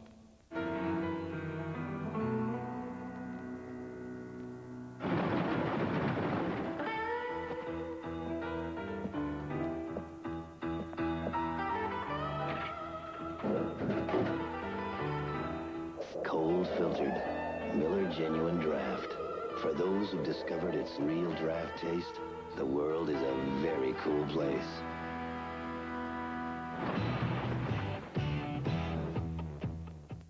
The other day I get in my car, won't start. No small problem, right?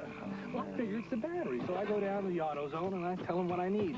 The guy says to me, let's check your old one first. It might not be the problem. Turns out he was right. All I needed was a new battery cable. Talk about saving money.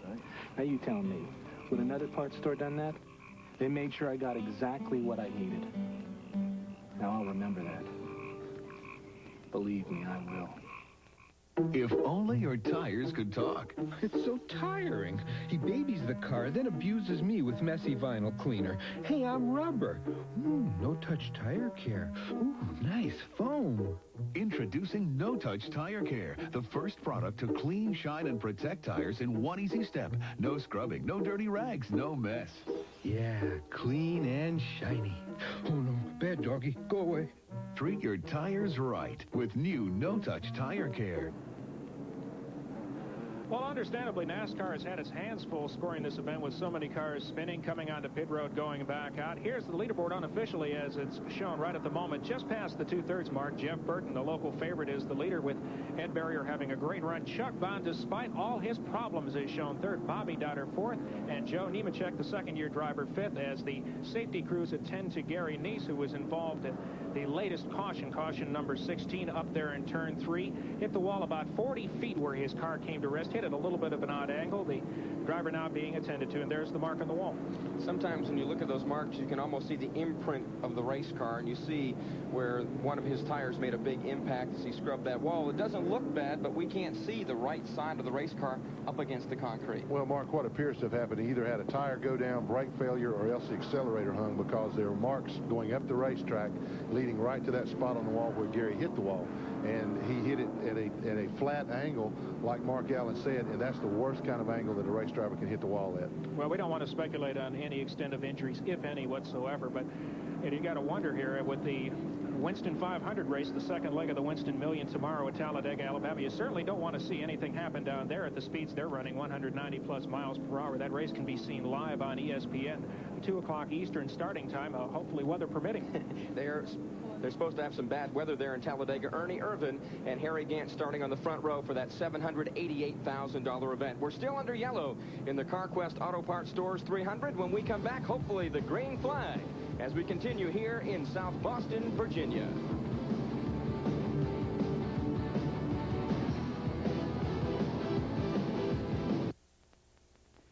This is where it happened. The breakthrough in urethane chemistry that created a car polish so technologically advanced, one application lasts an entire year. Introducing Finish 2001, the car polish you use only once every 12 months.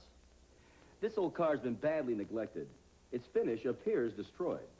With no rubbing, no buffing, Finish 2001 with its urethane formula safely brings back the showroom shine, a rich, deep gloss shine that lasts an entire year.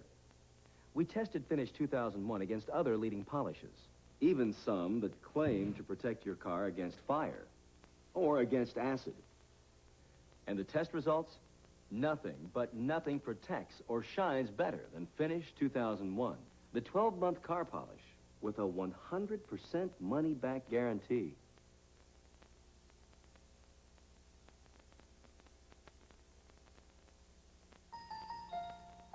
From the fields to the factories, all across this land, there's the spirit of Americans working hand in hand. And they put pride and quality in everything they do. That's why Roses salutes American workers like you. It's your boss on the phone. He says, do you still work here or not? I called the airline like you said, and sure, there's a later flight. Tomorrow.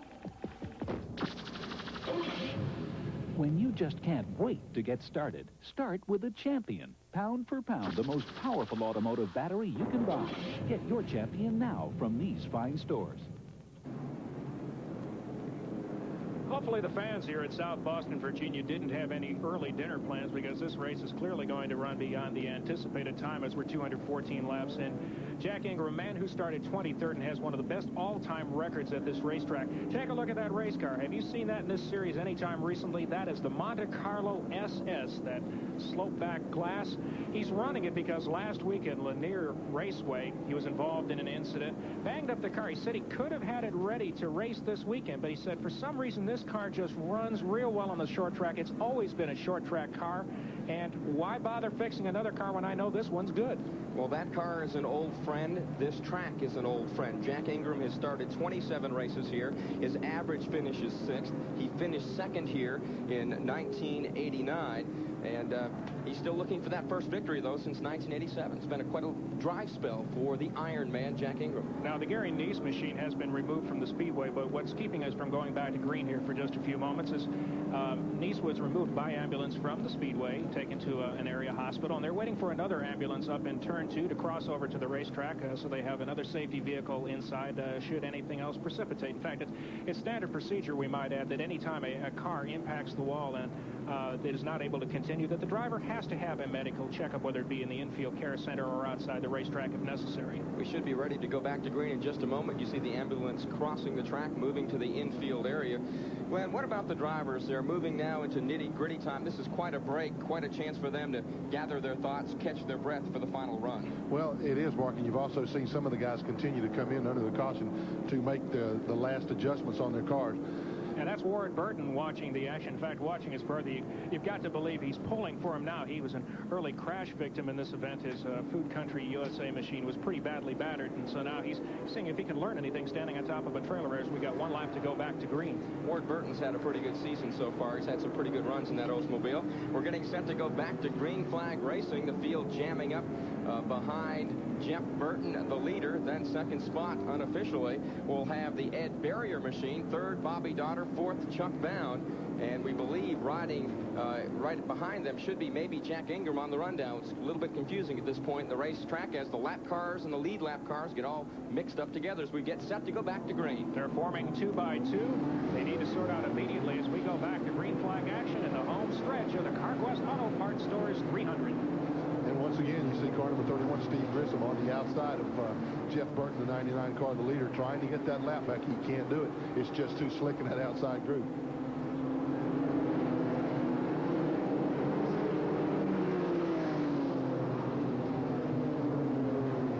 Yeah, we've run an entire lap without caution. Congratulations to all the drivers in the field. And there's Grissom making his move down underneath, trying to get one of those laps back. Caution's out. Caution once again, number 17, as Troy Beebe spun over in turn 2. The question is, did Steve Grissom beat him back to the line? Did not do it by inches. If that yellow flag had come out just a little bit later, Grissom had Jeff Burton worked up the racetrack, and in one more lap would have gotten that lap back. Well, that could be a big factor in this race because we're getting down to the waning moments of it now, and Grissom definitely needed to get that lap back. We're getting a signal now from the flagman for 1 to go, so he's going to get another chance at it real soon. He's had to play musical flags all afternoon. He's had the green, yellow, and black in his hand. In fact, he's had the black in his hand a number of times, calling cars to pit road for oil leaks, for sheet metal rubs, for smoke, for various and sundry problems, and there have been more than the share of those in this event this afternoon. Half a lap back to green flag. Jeff Burton driving car number 99, a number that was occupied last year by Tommy Ellis. He is not here today. He parted company with the Lewis Cooper racing operation after Darlington, and that car is doing quite nicely now as Ellis is a spectator in this afternoon's race, the all-time race winner here at the Speedway, watching a number that he was so successful with as he's got his hands full. Jeff Burton with Steve Grissom, who has no quit in him. Grissom finally got the jump on him there. You'll see him motor on by. Grissom's car is a little bit stronger. You'll see him pull away from Jeff Burton now. Burton almost got worked up the racetrack long enough for Ed Barrier to try to grab the top spot away. What a run for Barrier this afternoon. And that Kate's Pickle car, Barrier out of Winston-Salem, North Carolina, one of the better young drivers on this circuit, still also looking for his very first victory. No question about it. You know, Mark, with the reports we have right now show that the 99 car and the 33 car have not made pit stops for tires yet. That's going to be interesting to see if they can stay out front. And the question really becomes, with the number of cautions that we have seen, do they necessarily have to come into the pits? Because they're not really wearing the tires. Yes, they are, of course, wearing the tires, but they're not putting long stretches of green flag racing on them. That's what they're gambling on right now, Mark, is that the extreme number of caution laps that we have run is going to enable them to go the distance on the set of tires that they started to race on. Mark Allen, Mark Garrow, Glenn Jarrett, and Bill Hennessy, happy that you have joined us for this afternoon's live telecast of Busch Grand National Racing on TNN. Ed Barrier having by far and away his best run of the season, but he's going to be getting some pressure shortly from the lap car of Dave Rezendes, who a strong car, another strong car who had problems early and has spent the whole race trying to work his way back in front and unlap himself. It's going to be awfully tough to make a move on Barrier unless he bumps him, because Ed's car is working extremely well way down low on the racetrack. Watch when he goes into turn how low he is. It's hard for a guy to make a move on him when he's right down on the dirt like that.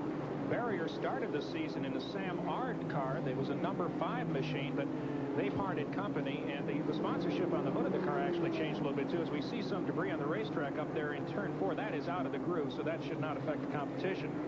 But that's unusual to see a car change number, but essentially keep all the same personnel, as now he's moved. Ed Barrier has moved into car number 33. He was in 5 for the first portion of the season. And he's doing a very good job. I believe that's a car that he and his dad own. Now we've got, you see Jeff Burton, the leader, is starting to move away from Ed Barrier. He's putting some distance on the rest of the field. He wants to see this green flag run continue. Now we've got a stopwatch between the distance between first and second, and it's 1.5 seconds, so we'll be watching that as the race starts to wind down now, as Jack Ingram is trying to work his way back forward. He's right on the rear deck of the 08 machine. That's Bobby Dotter, who is having an excellent run this afternoon, and Chuck Bound, who we still have on the lead lap, although he's got about 3/4 of a race car left. Jack Ingram just worked by Chuck Bound, and he said, well, Chuck, I was sorry about that, so let me move Bobby Dotter up. I'm going to get one more spot, and come on, buddy, you can come with me. Jack Ingram's car is working very well right now. In fact, he's one of the fastest cars on the racetrack. He's having no problem moving right up through the field as he pulls up onto the rear deck of Tommy Houston in the car number 6. Houston a couple laps down, but Ingram is definitely on the move. Bound has been one of the fastest cars all afternoon. He got by Bound and just left him. No doubt about it, if this field gets tightened up again under yellow, Jack Ingram will get to move even closer to leader Jeff Burton in track position, and he may have something to say about winning this race. Again, he hasn't won since 1987 in Rougemont, North Carolina. Jack Ingram, a very prideful man, will certainly like to leave his farewell tour with a victory. And here's our top 5 unofficially, as we have it, as we're in the waning laps of this event, about 45 laps to go unofficially. The leader, of course, Jeff Burton, 2nd place at Barrier, as we've been documenting here. Chuck Bound 3rd. Bobby Dotter is 4th, and we still have Joe Nemechek in that 5th position. A great run for that Lakeland, Florida driver, 2nd year in the Busch Grand National Series. And look at Ingram dive underneath Houston. There are 2 guys that have put more laps in Grand National competition probably than the entire rest of the field combined. That's a good point, Mark. And evidently Jack Ingram has lost a lap in that altercation up in turn 4 with Chuck Bound a while ago, because he's being shown in the rundown behind Bound, but he's in front of him on the racetrack. And Houston, major fishtailing there coming off turn 4. Nice job to save that car. Jack Ingram flying up through the pack. It looks like Chuck Bound's getting a free ride every time Jack moves cars up the racetrack. That allows Bound to get by as well. Bound certainly not as quick as leader Jeff Burton, but he's not having to work those cars as hard as he might with Jack Ingram showing him the way. That's a good point, Mark. Jack opens the door and Mark walks and Chuck walks right through it behind him. Chuck has a lot of sheet metal flapping in the breeze on his car right now, and it's going to be interesting to see if NASCAR's taking a hard look at it to see if they might want to put a black flag on him. I don't think that they will, but there's a lot of sheet metal flapping there. And Glenn Jarrett, you're right. His car really doesn't show much damage, the Jack Ingram machine, even though he was pretty heavy contact in that earlier incident. I think he got the car slid to a stop, and we could see it bump just a little bit. It didn't. It dented the right front fender. But compared to the rest of the field, his car looks brand new. Right now, spoken like a used car salesman, which he is. Trouble. And up in turn 4, Ed Ferree is in the wall for the 2nd time in that spot in this event. Caution number 17, only 1 away from the record on lap number 243. I think we've got a shot at it. One thing before that caution flag. And trouble on the front stretch, in major trouble on the front stretch between Chuck Bound and Dave Rezendes. Mark, I was looking right at that and couldn't believe what I saw. They were both slowed down. They had taken the caution flag. They came together, and it spun both cars. Again, it's attributed to just how slick this racing surface is. And I hope there is nothing secret on the right front portion of Chuck Bound's car, because all the sheet metal is gone. It has exposed all the suspension parts on that Pontiac. When he went by, we saw some smoke. That sheet metal, you see Bound and Resendiz getting together. Resendiz was in front of Bound, and Resendiz comes to stop on the inside retaining wall. Bound to the outside, a little pirouette, little ballet here on the front stretch. And Chuck Bound is on pit road now. Obviously, after that incident, that was significant enough contact where he's got to come to the service of Jeff Hensley-led crew. You have to kind of speculate, Mark, that after they had taken the caution, if maybe Resendiz didn't slow down a little quicker than what Bound thought he would, and Chuck bumped him in the back. It looks like we got some problems there. It looks like water coming out of that thing. Hubert Hensley, the car owner, threw some water in there to try to cool that race car down. And NASCAR officials are going to hold Bound there on pit road. He's going to lose a lap. There is a mark on the outside wall where the pace car is, and you might explain how that works, Glenn Jarrett, because that helps the NASCAR officials on pit road to keep an unsafe condition from occurring. Well, that unsafe condition being that if a car like Chuck Bound trying to rush out of the pits and the field is coming down under caution to take to take their position on the track, and you got a guy come flying out of the pit, so they use that mark. Once the caution car passes that mark, they hold all cars in the pits until the field passes by. And Dave Resendi's crew are having to work on that Oldsmobile. There aren't going to be very many cars left in this racetrack. That I'll tell you, I'd like to have the scrap metal concession on this event when it's over. They may be giving Chuck Bound a penalty. They're still holding him on pit road. And in the replay, that's what precipitated the original caution. That's Ed Ferree, the rookie out of Pennsylvania, sliding out of the groove. And as we've seen so many times, you get a half a lane out of the groove and you're gone. He started from the bottom of the racetrack. He got up he got the right side tires out of the groove, and the car went straight to the wall like he wasn't even steering it. Believe me, folks, he was trying to turn it left. And the field reforms for the restart. And as we've said before, how long will it stay green? Jeff Burton on the bottom side of the racetrack, Jack Ingram on the top side trying to unlap himself. This ought to be a dandy battle.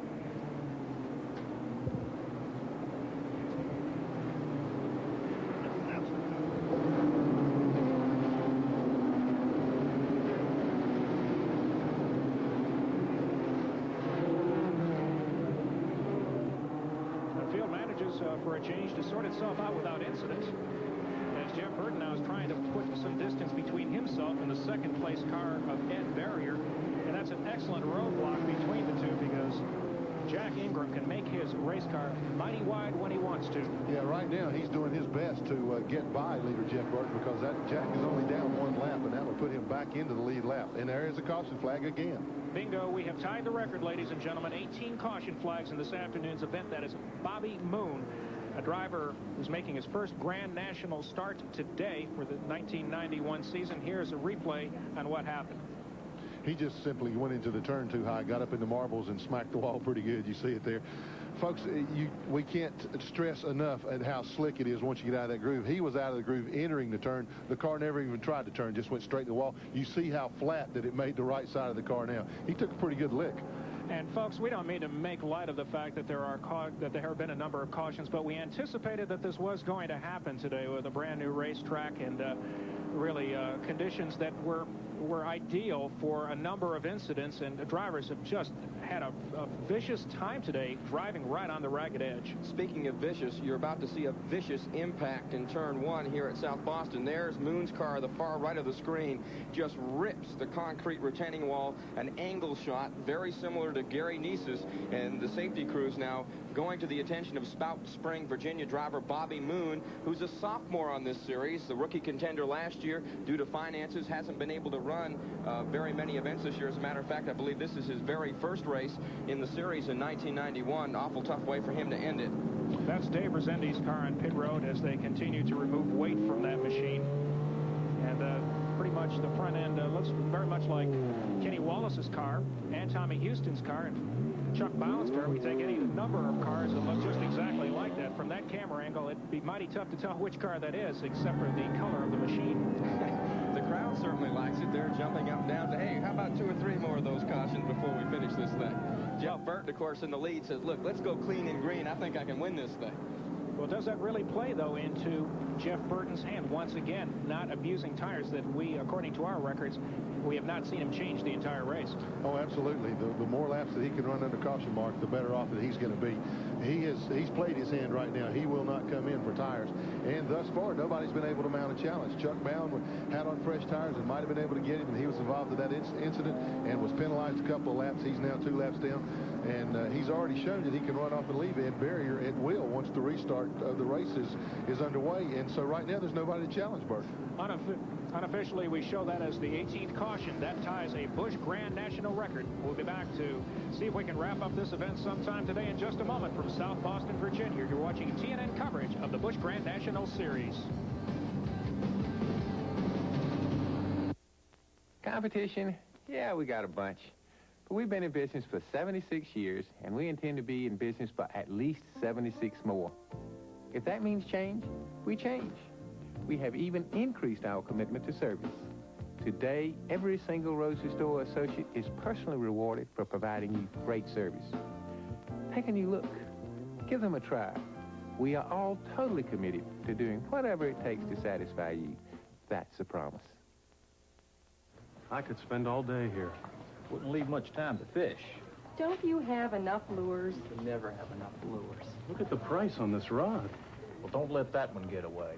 We need headlights. We need a car stereo. They have really great sales here. Come to Kmart for Zebco Bullet Spin Cast Reels, the world's most castable. On sale. Do I know where the deals are? Deals, yes. Fish, no. They're already collector's items. Do you have yours? Max Race Cards, featuring all your favorite NASCAR stars, the great moments, the men behind the scenes. Great to collect or trade. 1991 sets are here, and when they're gone, there won't be any more.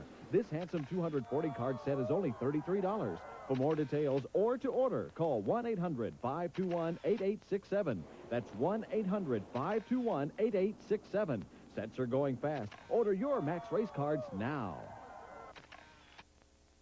In my considered opinion, it's okay to enjoy mowing one's lawn. Oh, for heaven's sake. In fact, my snapper significantly enhances my sense of well-being. Of course, my snapper dealer was kind enough to offer a 14-day money-back test drive. The good man really stands behind his machines. So if you're looking for emotional satisfaction, my advice to you is seek professional help. That's right. See your snapper dealer. Anything less just won't cut it. Back here at South Boston, Virginia, at the South Boston Speedway, we'll be under caution here for a little while, as we are happy to report that Bobby Moon, who took a pretty good lick over there in turn 2, is conscious, was carried from the car. According to one of his crewmen on pit road, said he had his bell rung pretty good. Now, they will take him from the track for medical attention, but while that's going on, we will need to wait for another rescue vehicle, another ambulance to come to the Speedway, so we'll be under caution for a few more laps. Now, Kenny Wallace is the Busch Grand National points leader. There is an interesting statistical comparison between the completion of 9 races last year and the first 9 races of 1991, and it will give you some sense of why Kenny Wallace is your Grand National points leader.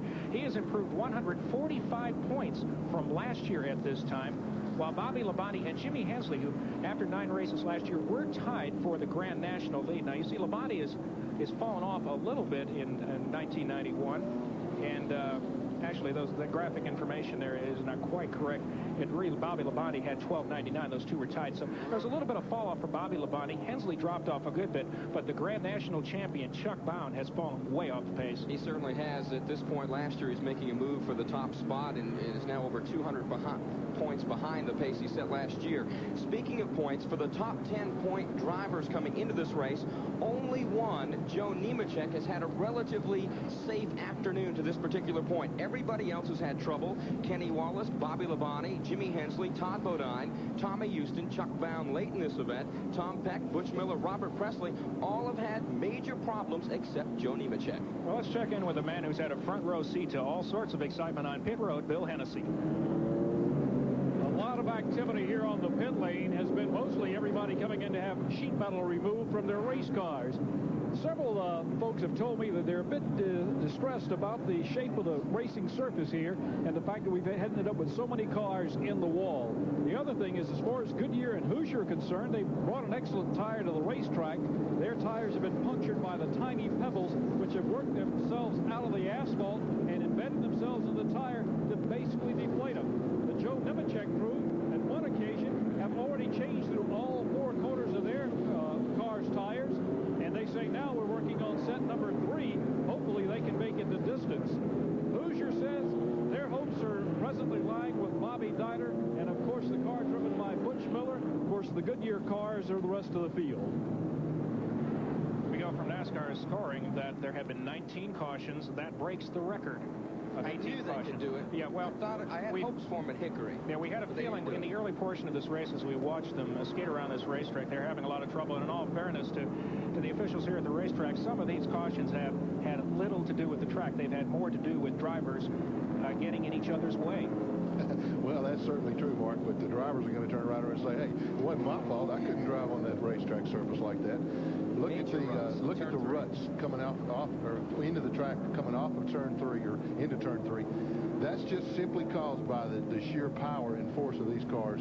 As they accelerate off the turn, it just eats up that asphalt. Plus, they got a lot of sunshine on that particular part of the racetrack today. Again, the track officials made a move to improve their speedway, and you see around the groove, it's almost billiard table smooth. They really did a great job in paving the racetrack, but when you have these combinations of heat, the track not having enough time to cure, these big, heavy race cars, you've got a problem. That's the key phrase right there. The track just simply didn't have enough time to cure.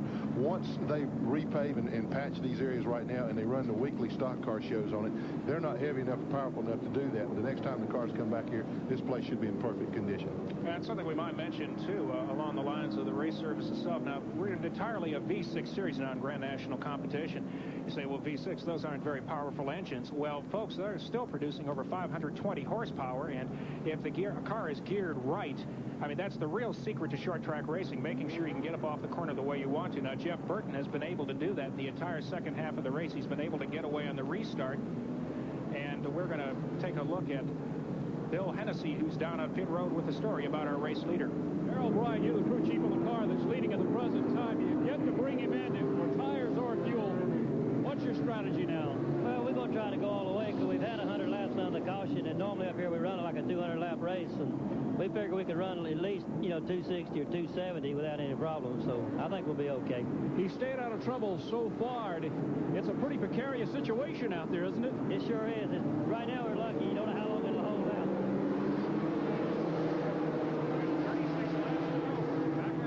Once again here at South Boston, Virginia, as Chuck Bound, the 63 car up there on the outside, tried to make a great run to get back up and around to unlap himself. He lost a lap from one of the earlier incidents when he was held on pit road, which we documented.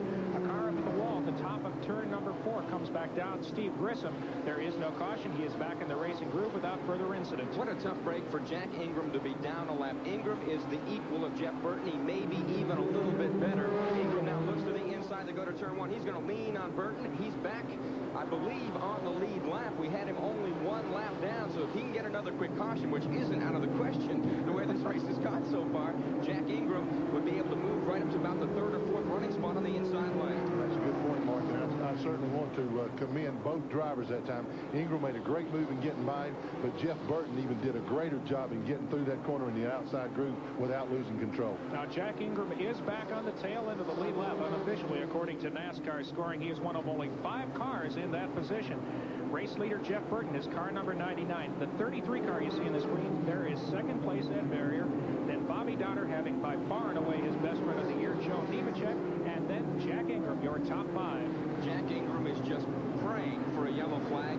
Glenn Jarrett, he's just pulling away from the race leader like Jeff Burton wasn't even there. And he gave him a little bit of chrome horn there to move Chuck Bound out of position because he's got to close in on the race leader. That was Todd Bodine in the 34 car getting loose, and we got caution again up in turn number 2. That caution is on the speedway. That's Butch Miller's car, and we've got smoke from Jack Ingram just when he got the caution flag he needed. It looks like the engine is going sour, getting ready to blow in the Skoll Chevrolet. And the bad luck just continues to haunt Jack Ingram, and we'll have more from South Boston, Virginia, when we return for action in the Carquest Auto Parts Stores 300.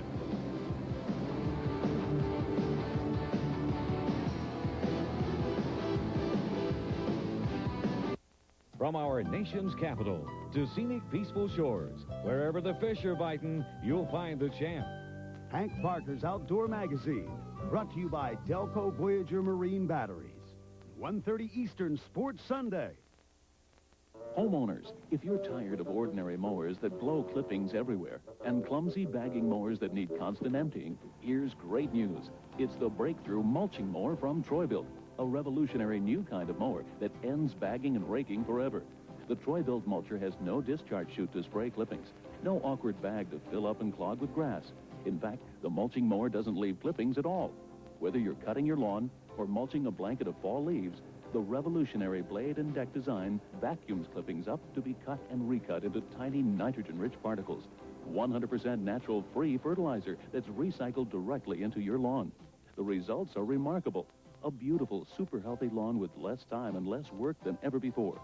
For full details on the revolutionary Troy-Bilt mulching mower, call toll-free 1-800-638-9898.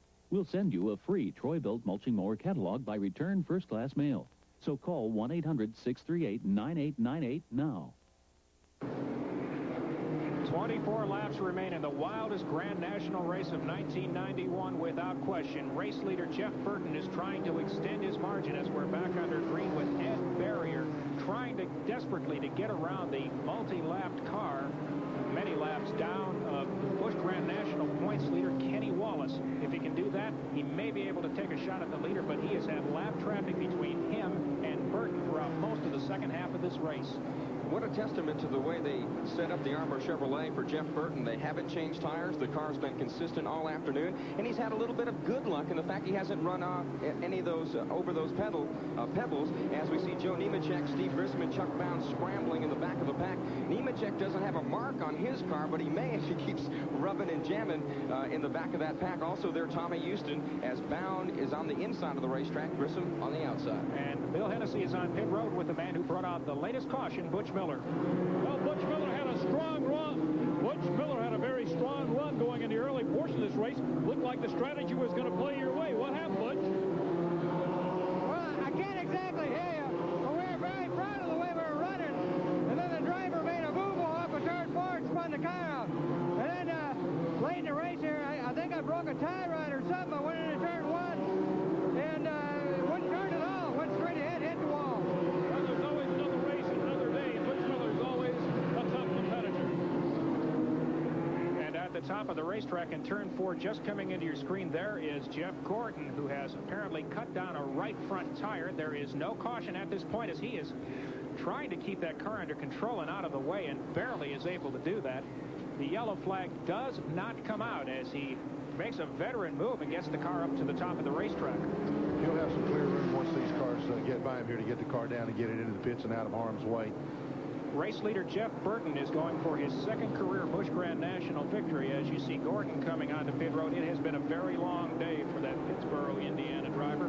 Burton won the fall race in Martinsville, Virginia, the September event last year, going for victory number 2. This would be especially sweet before his hometown fans here in South Boston. This is where he cut his teeth in Grand National competition.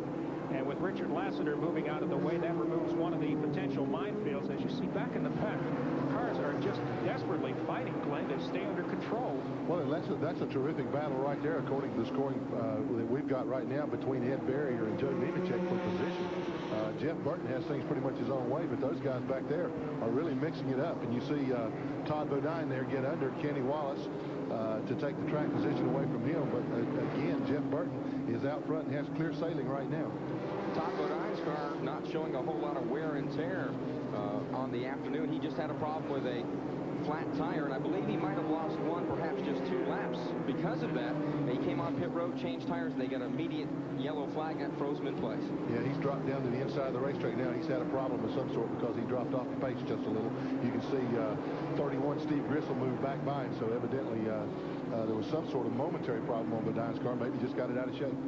And while we're looking at our race leader, the battle for second is really heating up now as Bobby Dotter has moved into the picture. There are 3 white cars in the battle. You see Dotter has gotten by Nemechek moments ago. Nemechek comes back at him. That's the battle for third.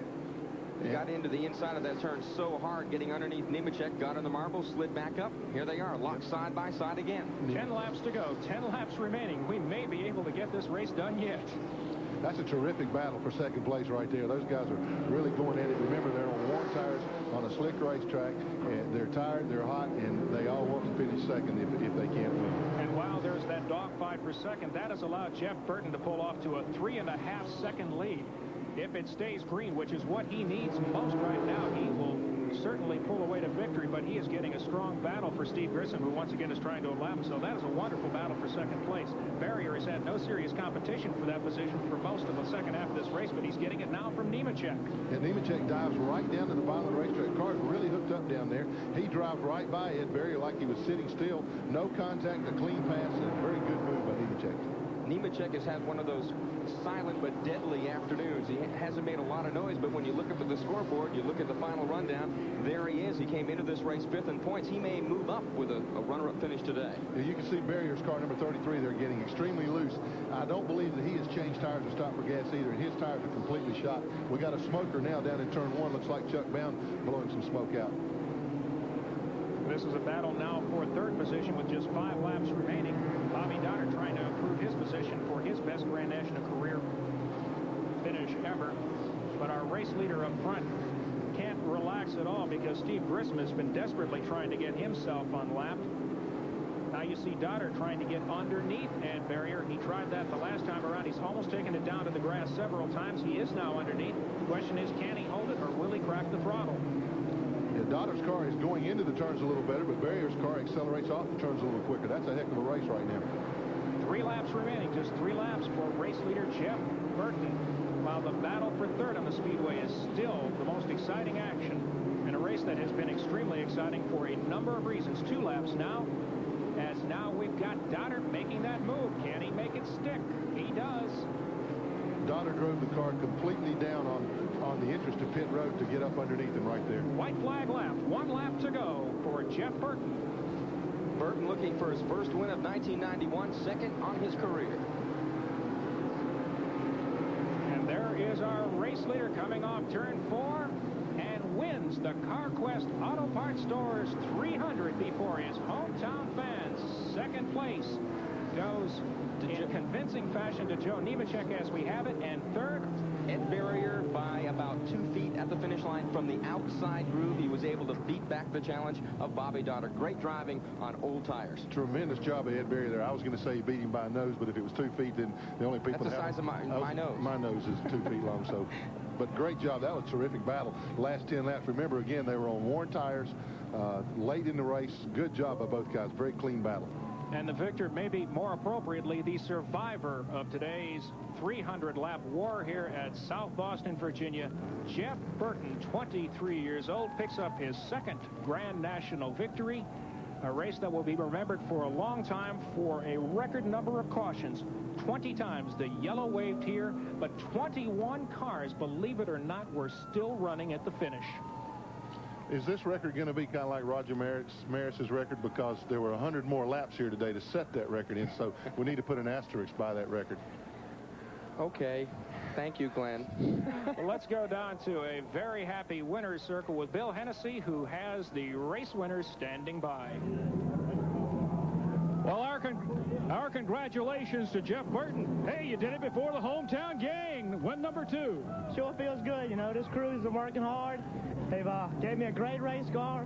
I ran out of power steering there about 100 laps ago. My little arm was hurt. I'm not a real big guy. I had to do it with my little arms. It all goes to these guys right here. They worked so hard on this car and got it where it is. A tough race for you. How did you manage to stay out of all the trouble all day long and worried about that asphalt? Well, it was a lot of racing luck. You know, things happened in front of me that I was able to dodge. Sometimes things happen for you, sometimes they happen against you. Today it went for us. Did you have a good feeling about this one coming into it? Well, I felt real good about the car and about the crew, and the motor program is super with Ron Hutter. And I knew we had a good team, but with the racetrack like it was, I didn't know what we were up against. So, you know, you just never know what's going to happen in this sport. You sure had a lot of folks up there in the grandstand standing on their feet wanting you to come take that checkered flag.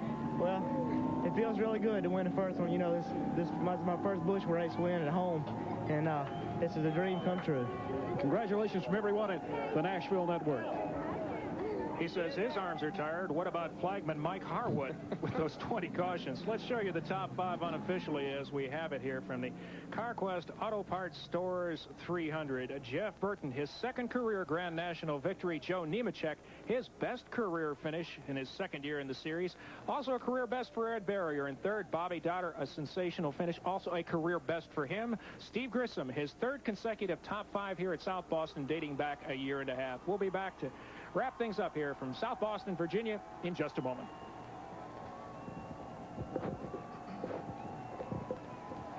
Today's coverage of the Carquest Auto Parts Stores 300 has been brought to you by New Haviland Formula 3 Motor Oil. Add more life to your car. By Eagle One Car Care Products. Eagle One is visual perfection.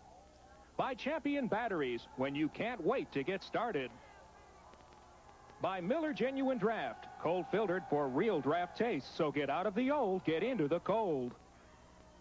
And by Carquest Auto Parts Stores. You'll find it at Carquest.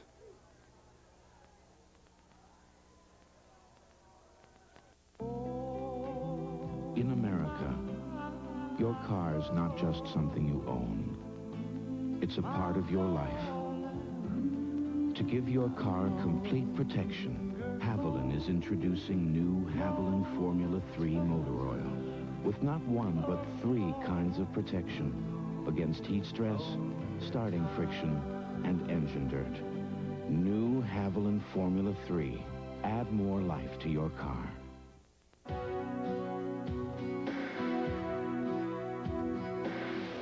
Cold filtering. It's our commitment to everyone who knows that draft beer is real beer. Pure beer, the best beer. It's how we make Miller Genuine Draft, and it's why so many people can enjoy a beer whose taste hasn't been changed by heat pasteurization, and why so many people are making a change of their own. Get out of the old and get into the cold. They're already collector's items. Do you have yours? Max Race Cards, featuring all your favorite NASCAR stars, the great moments, the men behind the scenes. Great to collect or trade. 1991 sets are here, and when they're gone, there won't be any more. This handsome 240-card set is only $33. For more details or to order, call 1-800-521-8867. That's 1-800-521-8867. Sets are going fast. Order your Max Race Cards now. Chocolate is scrumptious when it crunches. That's why I love Nestle Crunch. That's why I love Nestle Crunch Crunches. From our nation's capital to scenic, peaceful shores, wherever the fish are biting, you'll find the champ. Hank Parker's Outdoor Magazine, brought to you by Ranger Boats, 1:30 Eastern Sports Sunday.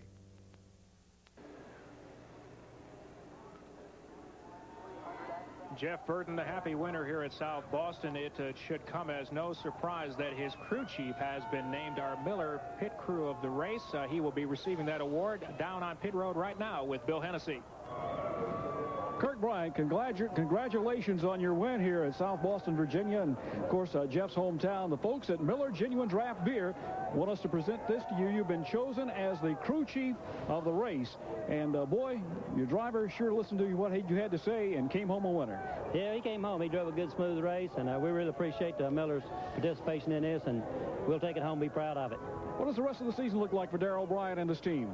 Well, we're a new team this year. We rebuilding a team, and we've come a long way in the last 3 or 4 months, and we have 2 poles so far this year, and this is our first win. Hopefully we can get a couple, 3 more wins before the season's out. Well, congratulations from everyone at Miller Genuine Draft and the folks from the Nashville Network. Thank you, and thank Miller. Let's go ahead and give you the unofficial top 10 rundown as we have it. Of course, Jeff Burton, the South Boston, Virginia driver, the victor. Joe Nemechek, second. Ed Barrier, Bobby Dotter, and Steve Grissom, top 5. Those are the cars on the lead lap. Then 6th, we have Bobby Labonte, then Elton Sawyer, one of his better runs of the year. Dave Rezendes, who came back from a number of problems. Tom Peck, whose car was battered and bruised, came home, as did Todd Bodine. Congratulations to anybody who finished this race with any semblance of a race car. If you're wondering, of course, the 20 cautions is a new Grand National record. And unofficially, we have 92 laps of caution. That is also a new Grand National record.